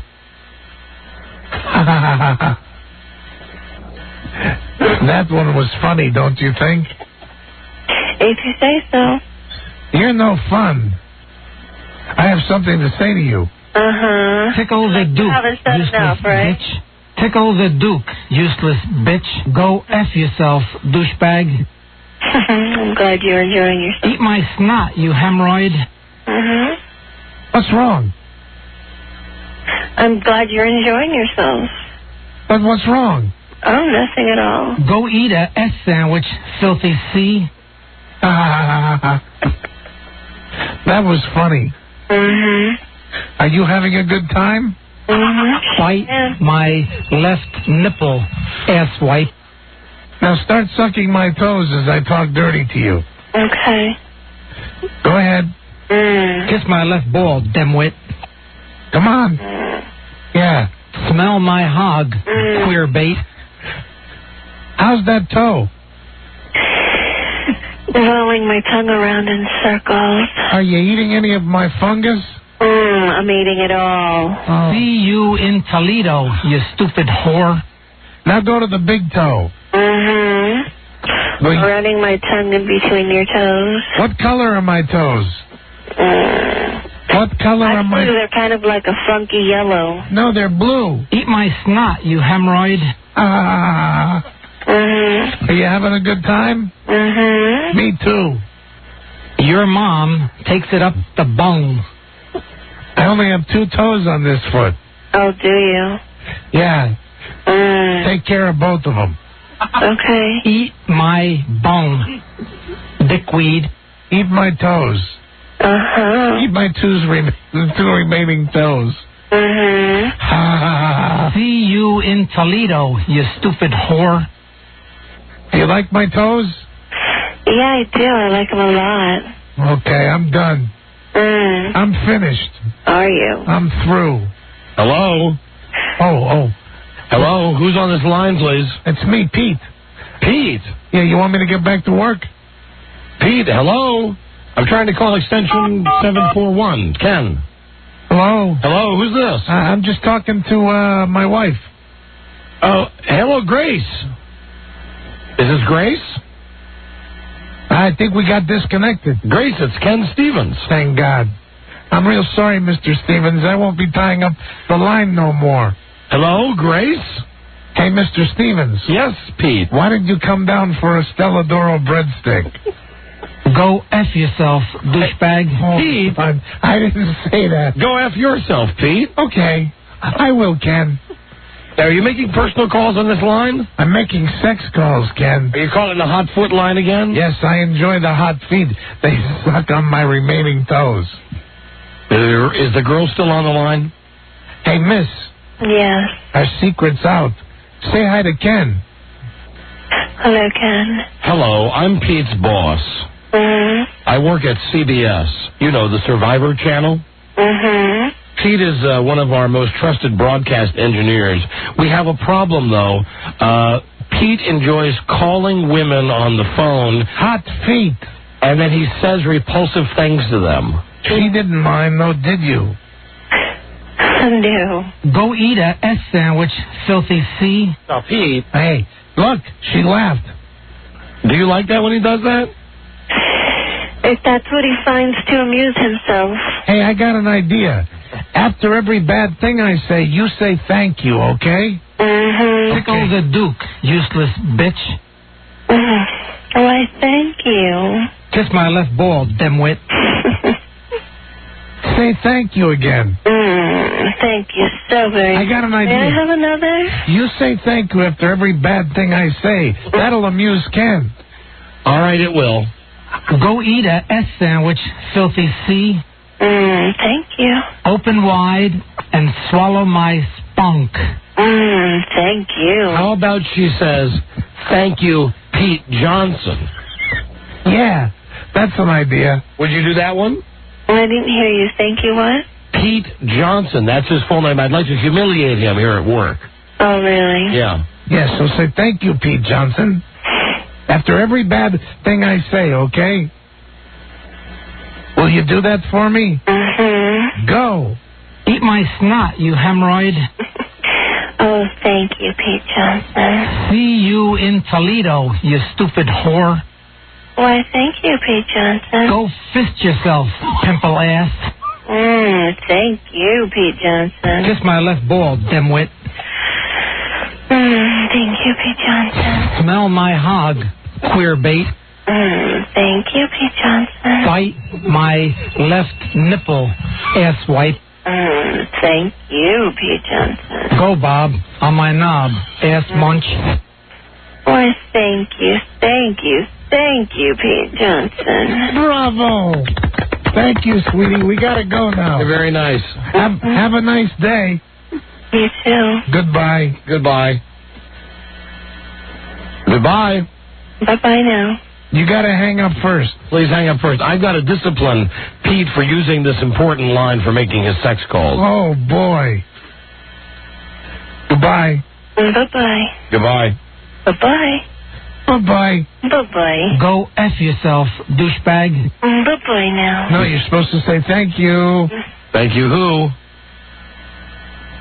Thank you who? You still there? Are you still there? Your pussy smells like garbage. She's gone. She's gone. Like the wind. Okay. Time for my spanking, Ken. I'll come into your office and present. That's That's pretty good. Thank you, Pete Johnson. Thank you. Thank you, Pete Johnson. Oh, wow. You know, that foot line has the best phone hose ever. They stay on the line no matter what. They sure do. Thank you, Pete Johnson. You know what? Let's clear the lines out now. I know I said the Larry King tapes. I don't know if we're going to have time today or not. Getting up on the Buzz News and comments. I do want to give you a chance to win $500 with the secret sound right now. All right. Still impossible that no one has won this contest, being as I gave away the answer 2 days ago. Right. Phone number 877-365-3636. Right, Pete? Right. You worthless C. Number 1, Arbitron rated, The Don and Mike Show.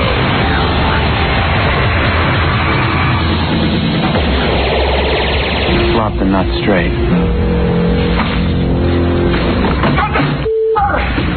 You blew your nut! Motherfucker! That is it! That's it. What the you talking about? That's it. Take it back, eh? Yes! No more! No, not tonight! This son of bitch all night, he tricked me!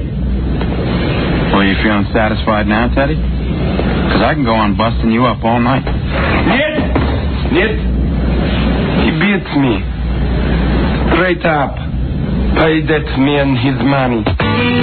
Just mop it up with a T-shirt. Right. The Don and Mike Show. Or use your Archie comics. Yeah. Hey, listen, tomorrow on the show, I think we're going to get things resolved after revolving with TV star Leah Remini. Well, very good. That'll be nice. I think tomorrow will be a very interesting show. I've had some off-air conversations with her today, and she's cool, and we're cool with her. That's on tomorrow's episode. Now, keep in mind, if you want to play strip trivia in New York with us next week, you have to email Lisa. We need 5 girls and 5 guys. That email address is striptrivia@AOL.com. And we're looking forward to a tremendous turnout. We've already gotten some entries, and they're looking strong. A very hairy man and a very pretty woman. And we have Andy Rooney's home phone number. We do. Oh, no. I don't know what we're going to do with it, but we have Andy Rooney's home number. And I said to Lisa, is it really Andy Rooney's home number? And she said, yeah, I called it and he answered the phone. Fascinating. So call Andy Rooney if you want. Hello, Don and Mike Show. Yeah, did you get a winner? I say, go, Bob. On my knob. On my knob. No, not yet. Hi, who's this? My name's Mike Pearl. Mike, where are you from? York, Pennsylvania. Mike, call 100, and here you go. All the pressure on you. My friend, you won the WWF Judgment Day prize pack from Comcast and Cox Cable. WWF Judgment Day In Demand live Sunday night at 8 p.m. Enjoy it. Everybody else call Comcast or Cox Cable System now to order it. Have you heard all of the clues the last 2 days for the secret sound? I heard the one about the car and something about hot. So I have an idea, but it was one of 2 things, so I'm just going to take a shot at it. All right. I thought the clue was very explicit, but we might not missed that one. I was at work, and I missed that one. Then I bet we don't give the money away now. Oh, well, we'll see. Who knows? Yeah, good luck to you. Please don't answer until Mike sings like Jerry Lee Lewis. And we wish you Godspeed. Caller. Name this sound. There it is. A common everyday sound.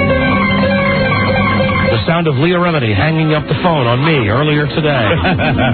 If you answer correctly and win the money, it's courtesy Main Street Title. You say my word and you read on my brain. You want to know Yes. For $500. Yeah. What is it? How about the cigarette lighter in a car popping out when it's hot?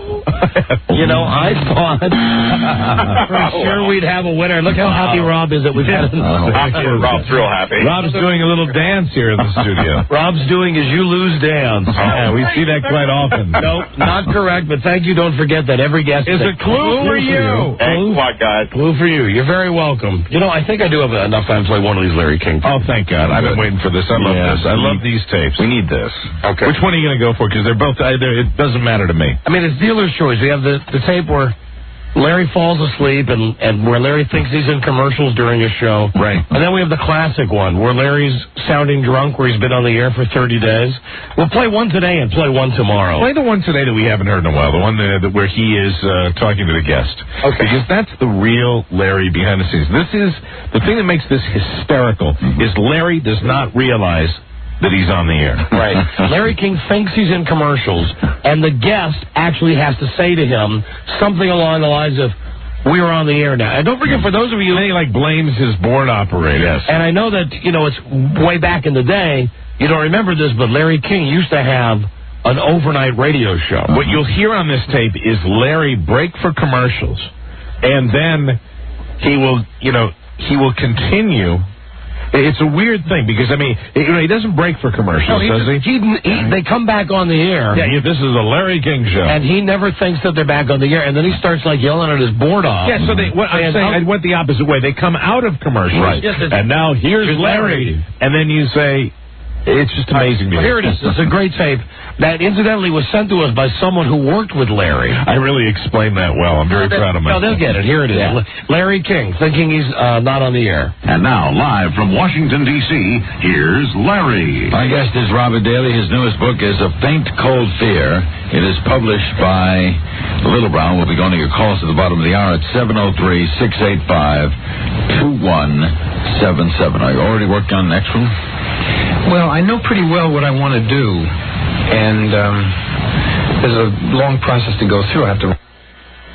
As I recall this, right? He knows he's on the air now. Initially. He knows, and then he just phases out of realizing he's on the air. He's going to forget that he's on the air. Right, he forgets completely. Outline, and although I have a contract with the publisher, they have the right to, diddle with my outline, which they always do. Diddle. And I have to work out the details, and then start it, and then write it. And so we're talking about another year here. And the end of the year gets very long, because whatever you may have done, you've written enough books to know this, until you write the end, at the end of it, you got nothing. At this point, during this time, he's already tuning out. Right. Larry has forgotten that he's on the air. You'll hear the next thing he says will be said in his off-air voice. I theorized that he fell asleep during that answer. Possible. Because he was slurring enough when he did the phone hit. You're back. Call us. The guy's not gripping. Yeah. I just think he fell asleep. All right, so you're back to the guest now. Can't sell anything until you finish the last page. Who's your agent? Huh? Who's your agent? ICM, Esther Newberg. Oh, lovely woman. I use Sterling Lord. Oh, you do? Sterling was my agent for years and years and years. I like him. He's not vigorous. No. He has a kind of nice manner. Yeah. I think if I were a full-time writer, I don't think I'd use Sterling. I like someone more. Yeah. For me, it's fine, I get these. I just got a real nice advance to do a book on growing up in Brooklyn. Like Russell Baker did about Baltimore, right about just what the street was like in the neighborhood. When you hear this, you hear his... I just got a real nice advance. Bragging about his money, though. I just got a real nice advance. About kids in Brooklyn.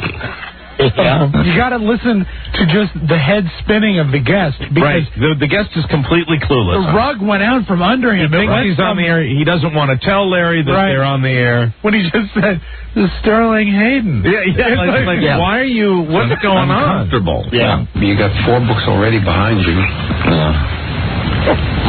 Yours on the bestseller list yet? It's not yet. It's only been out 1 month. And the bestseller list is 2 weeks behind, as you know. But it's had wonderful sales in Europe. I'm really astonished. I love the spine cover. I don't know. I don't know what they'll do. I don't like the cover. It's got 2 messages. Yeah, it's okay. It's got 2 messages on it, both of which are, sort of against the female reader. It is.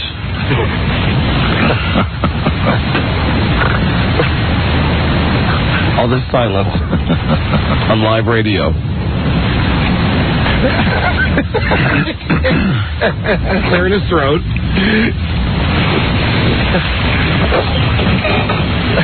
Moving his chair. They're not telling Where do you live? Well, I have an apartment in New York, but I live mostly in Connecticut, in New Canaan. East side? West side, right opposite the Museum of Natural History. Nice, I like this. Yeah. It's really growing that area. Uh-huh. Columbus. Yeah. lots of empty stores, you know, and these landlords who jack up the rents and force people out that have been there for years. Now, in our times, in the recession, they're stuck with it. Poor guys. Damn right. Damn right. Damn right. More silence. Yeah. A lot of breathing. Waiting to come back from commercial. Are we back? You never went. We have never gone anywhere. We still. Now, I thought we were on a break. Okay, so we've been sitting here all the time, talking and not talking. Does anybody signal me? Are we on a break? Did we take a break? No, we're back. Well, you never signal me back from a break. He blames the guy. Are we on? Now, remember, now, at the beginning of the date, they said, "Here's Larry," and he gives the phone number. He talked it in, and then the first question he asked, which is a legitimate question, I think Rob's right. He nods off, and he falls asleep, and then he just loses his place in the show. Right. Who's your agent? Who's the agent? He's not vigorous. And he's dissing his agent. I just got a big advance for writing a book about Brooklyn. I wouldn't use him as a full-time writer. Yeah, so where do you live? It's nice by Columbus. Where do you live? Are we on the air? Are we back? Okay, thanks. Did anyone ever say, "Here's Larry"? Yes. Yes. Did you hear it, Robert? No, I did not. Robert didn't hear it, and I didn't hear it. I'm just talking to the crew. I realized we're on. I looked up. I saw it. Talking to the crew? No, he's lying. He's just, this is so bad on so many levels. He's lying. He's yelling at somebody for his own mistake. He's not talking to the crew. He was talking to the office. Somebody else. Polite. Neither of us ever heard a signal come back. We have been sitting here. Welcome to the Larry King Show. Our guest is Robert Daly. We're going to pause for news headlines, a word from your local stations, and when we come back, we will take your phone calls. Our numbers are 703-685-2177. And this is semi-hysterical. Yeah, we are on. Thank you. Okay, all I'm telling you is, Mr. Daly and I were sitting here. The last I remember was breaking for commercial, and we never came back. Yes, we did. Yes, you did. Never came back. Yes, we did. So if we came back, we thank you. And if you heard us talking, I don't know what we were talking about, Robert. We're talking about agents and things like that. Agents. And much interest. Couldn't have been. If you heard whatever you heard, we didn't curse.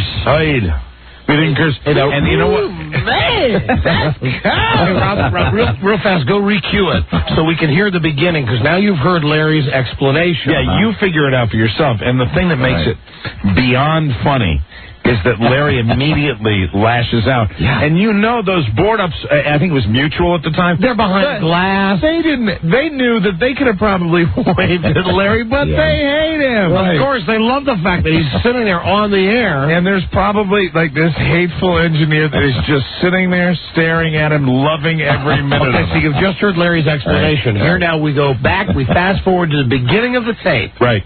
How the tape started. And now, live from Washington, D.C., here's Larry. Our guest is Robert Daly. His newest book is A Faint Cold Fear.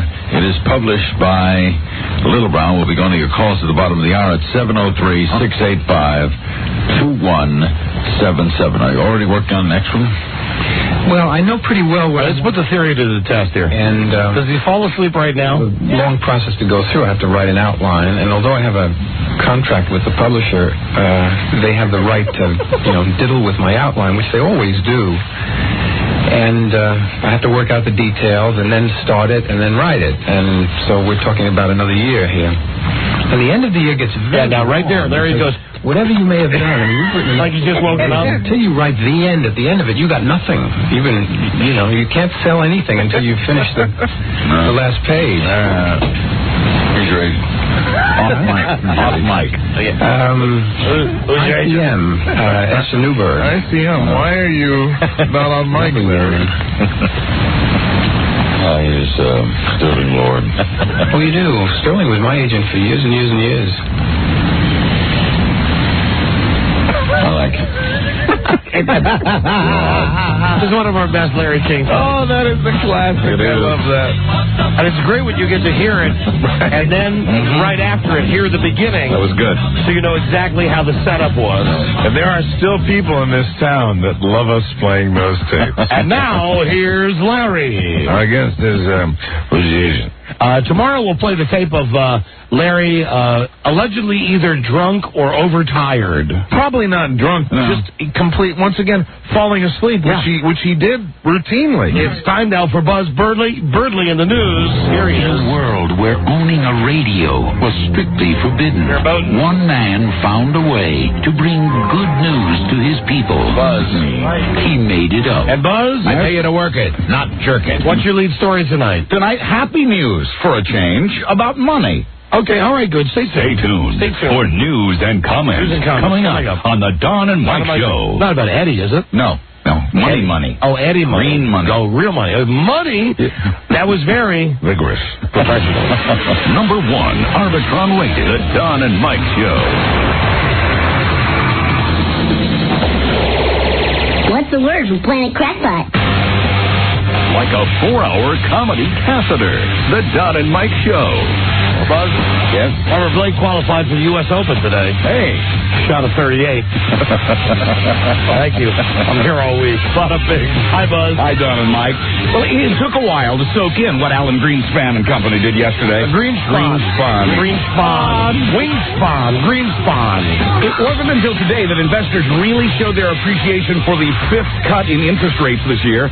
Today, It'll be money. Yes, it will. Today, the Dow closed above 11,000 for the first time in 8 months. But I bet Maya coming steady. The Dow closed up by 343 points. NASDAQ was up 81. The latest cut in interest rates is expected to cut the average credit card interest charge by about $110 a year. How does this affect Tiger Woods? That's a good question. Right, Buzz, after your news show yesterday. Sure. A 14-year-old boy who shot to death his favorite teacher last year in Florida has been convicted of second-degree murder. Keep killing me. The jury decided not to convict Nathaniel Brazil of first-degree murder. That would have brought a mandatory sentence of life in prison.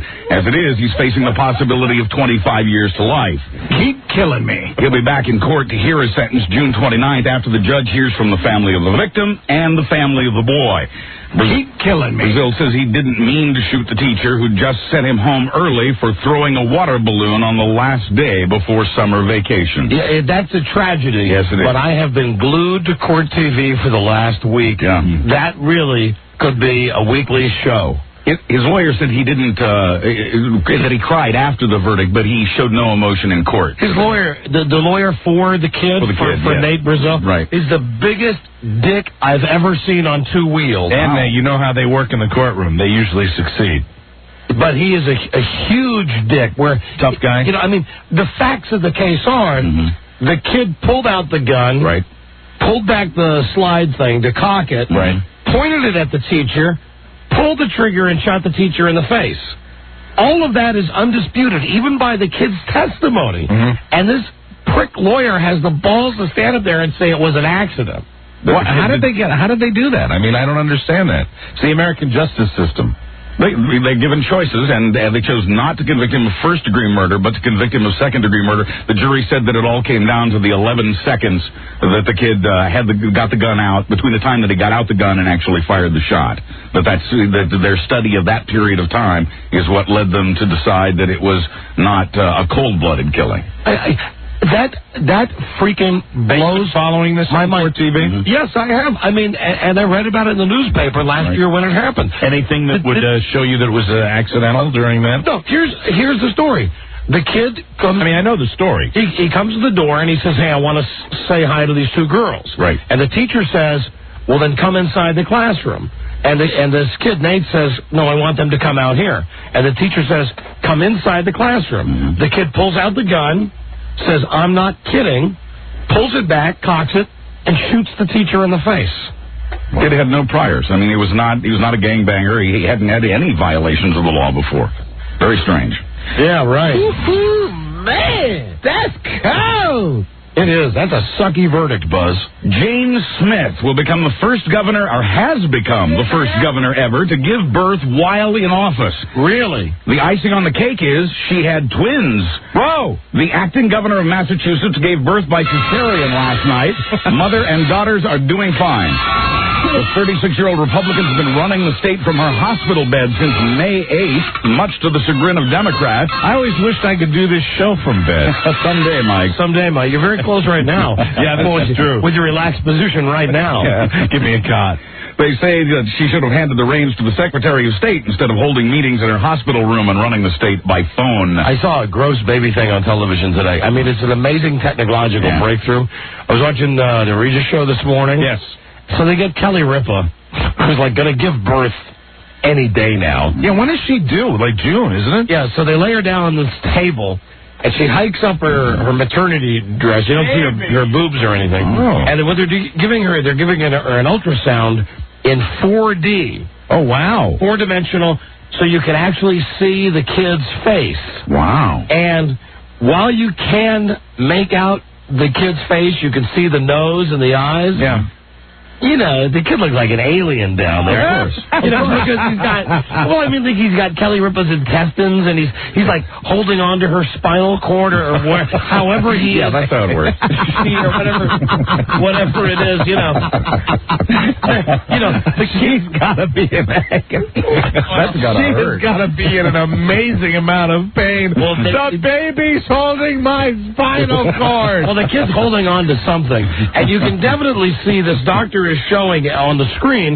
You can see this little, it almost looks like the movie Gremlins. It looks like one of those little, like, hey, how you doing? Does it look like 2001 when they show the baby? You know, that same kind Worse. Really? Yeah. Oh, yeah, much grosser than that. We had the sonogram done, I guess, like right at the time that Julia was born, and I swear, you know, I was all excited to see some cute baby, and it looks like something from the cantina. Oh, yeah. Star Wars. The regular 1D sonogram really looks like, it's horrible. I hate to say it, but it really looks like a skeleton because that's what you're seeing. This is like, you know those little, like... I would have loved to have that when my wife was pregnant with my 2 kids. I would have loved to see the 4D. It would have been fascinating. You think those little dwarfs that you can put in your front lawn? Yeah, little gnomes? Yes, like gnome. That's what it looked like an angry little gnome. And Regis is so out of it. Regis, and now they've got this on the screen. Right. You just see this picture of Kelly Ripa's baby, and Regis keeps going, where's the face?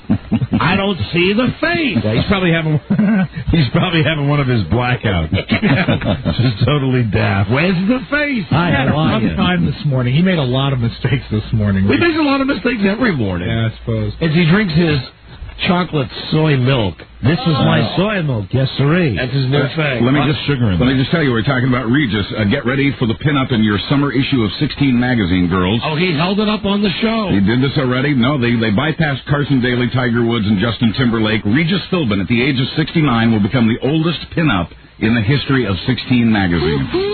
Man, that's cool. Yes, it is. Good thing about that is the picture of Regis, I mean, at least from the neck down, will look like that baby's body. Hold on, Be right back. Number 1, Arbitron Radio, the Don and Mike Show. I'm wearing your underwear. A leading cause of friction bumps. The Don and Mike Show. I think we just stumbled onto a brand new way to do our live commercials. Amen, brother. Let's have our engineer, Wendell Hall, read them for us. What a salesman he is. He's a pitchman. Fastbird. Yes, sir, I'll sell your bears. Fastbird. Fantastic. Can I sleep in your driveway? Hey, you got to talk about that tomorrow. Yes, I will. I'll tell the story about Wendell Hall. Had a little too much evening last night at band camp. Wanted to sleep in Mike's driveway. And I was curt and cold with him, and I apologize. Well, time was of the essence. Yes, and I have daughters to get to school. Hello, Buzz. Hi, Don and Mike. Well, the president's 19-year-old daughter, Jenna Bush, pleaded no contest today to the charge of being a minor in possession of alcohol. She's been ordered to attend 6 hours of alcohol awareness classes. She tried her damn best to do 8 hours of community service work and to pay $51.25 in court costs. When do you want the tape? I got it right here. Well, now would be good. Sure. Jenna Bush. Would you mind helping me? Jenna Bush commenting on her recent problems with alcohol. Asking for help. I'm waiting for you. Here's Jenna Bush. I'm all wet 'cause I just got a shower. Sorry, I'm not wearing any clothes. Wow. She is. Didn't wash with the judge, though. Didn't wash, I get it. Yeah, here's the question I have to ask you. Yeah. Would you mind taking off your clothes for me? Jenna Bush. The judge likes that. She has till God. Yeah. I had no idea it was so big. Jenna Bush. She has till July 18th to do all these things. Failure to comply could lead to a warrant for her arrest and the suspension of her driver's license. You know, the skirt's been riding on my ass all day long. That on top of everything else. That's cold! She could have been fined up to $500. That's cold. What are you doing underneath those blankets? I pay you to work it, not jerk it. Jenna was picked up. I'm really glad I met you at the pool today. She was picked up while partying in Austin, Texas last month. The mayor of York, Pennsylvania, we're on in York, PA. Yes, we are. The mayor there is going on trial for murder. Charlie Robertson used to be a cop, and he shot a young black woman to death during a race riot in York, Pennsylvania, back in 1969. Charlie Robertson. Robertson says he's innocent and will keep campaigning for re-election. Keep killing me. Buzz, I'm sorry, got to do this. We'll be right back. Number 1, Arbitron Radio, The Don and Mike Show.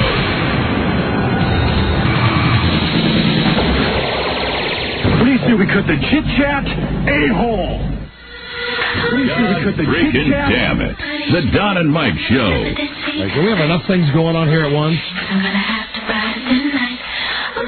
I like cueing past this part of the song. Where's the part where she goes, edit? Coming up? Edit. Okay, hold on a second. You just recued it. I just recued it all the way? Yeah, but I think it'd be interesting to listen to your process when you Get past that.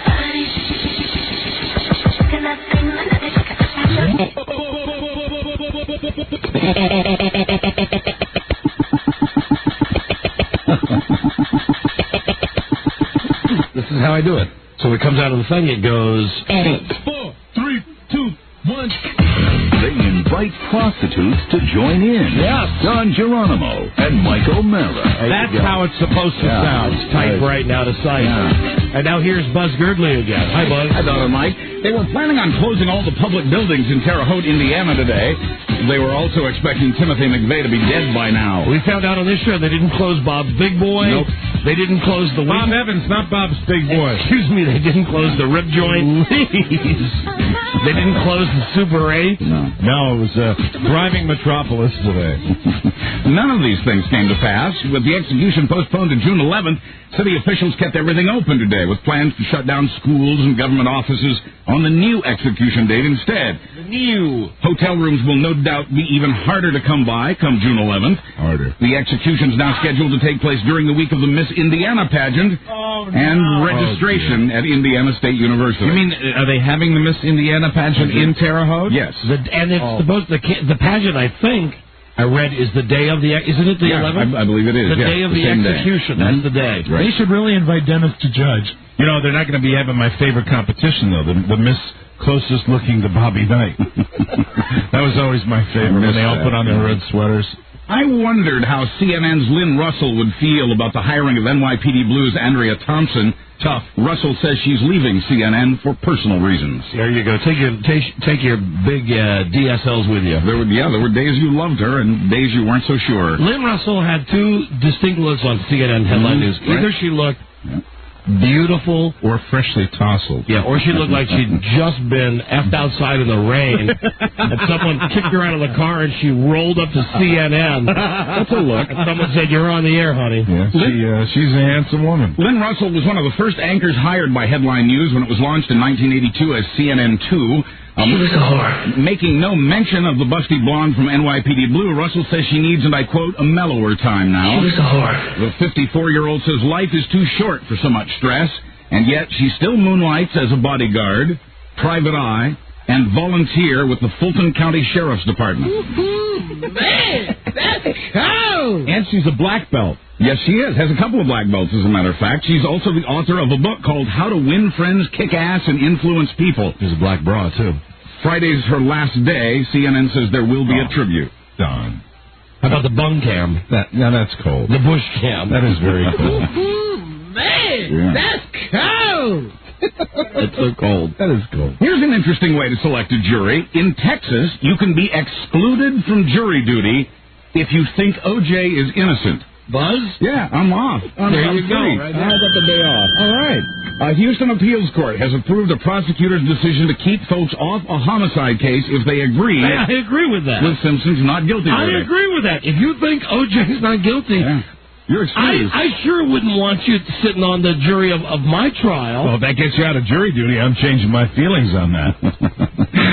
Can't you really, when you get right down to it, well, I probably shouldn't say this, but with jury duty, I mean, you walk in there, you act a little loopy, and you don't have that commitment. Don't you remember when he had jury duty? Yeah. And we tried to get Buzz to do every of the excuses we've heard of, but you know him, he's a Boy Scout. He went there, I can't tell them anything except the truth. Weren't you excused though after a while for the the weed?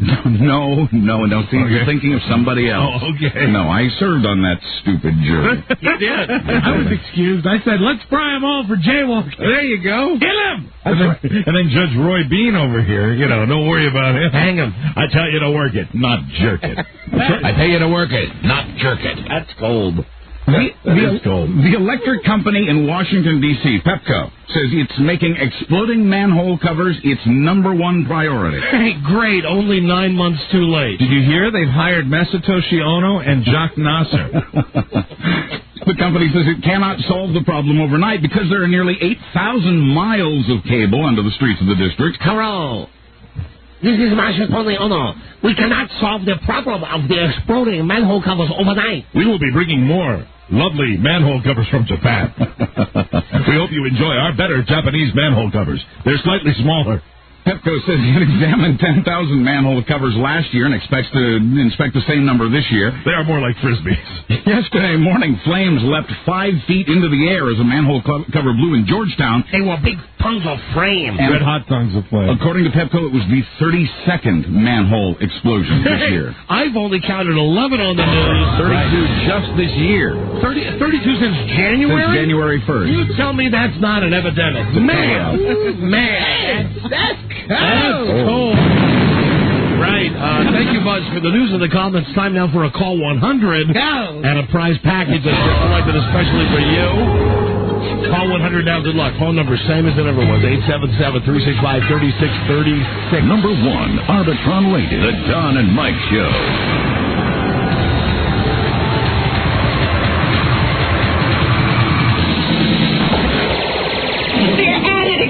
Take it easy, honey. After all, we never seen them. Well, it's almost worse this way. Just hear it. Time for another spoof.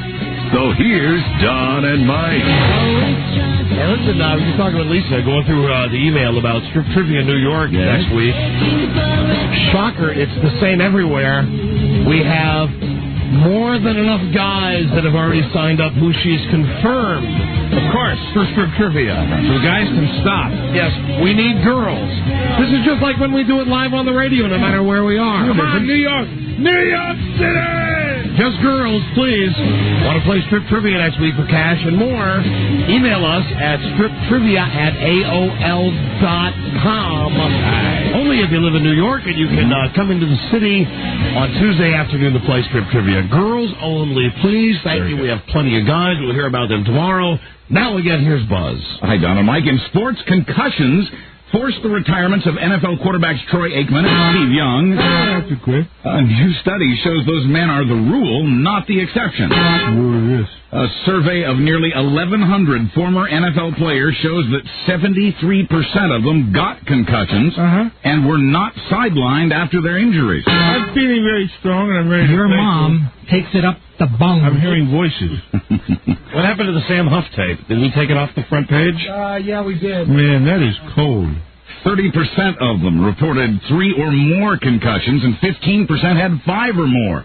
51% said they were knocked unconscious at least once in their careers. I'm okay. This is Sam Huff. Sam! Sammy! This is Sam Huff. Hello, trusted friend. The study was commissioned by the Players Association. All right. The Washington Redskins have become the #1 money-making franchise in the league, according to today's Washington Post. Boy, I could dance about that. So could I. The paper credits owner Dan Snyder and the FedEx sponsorship of the team's stadium.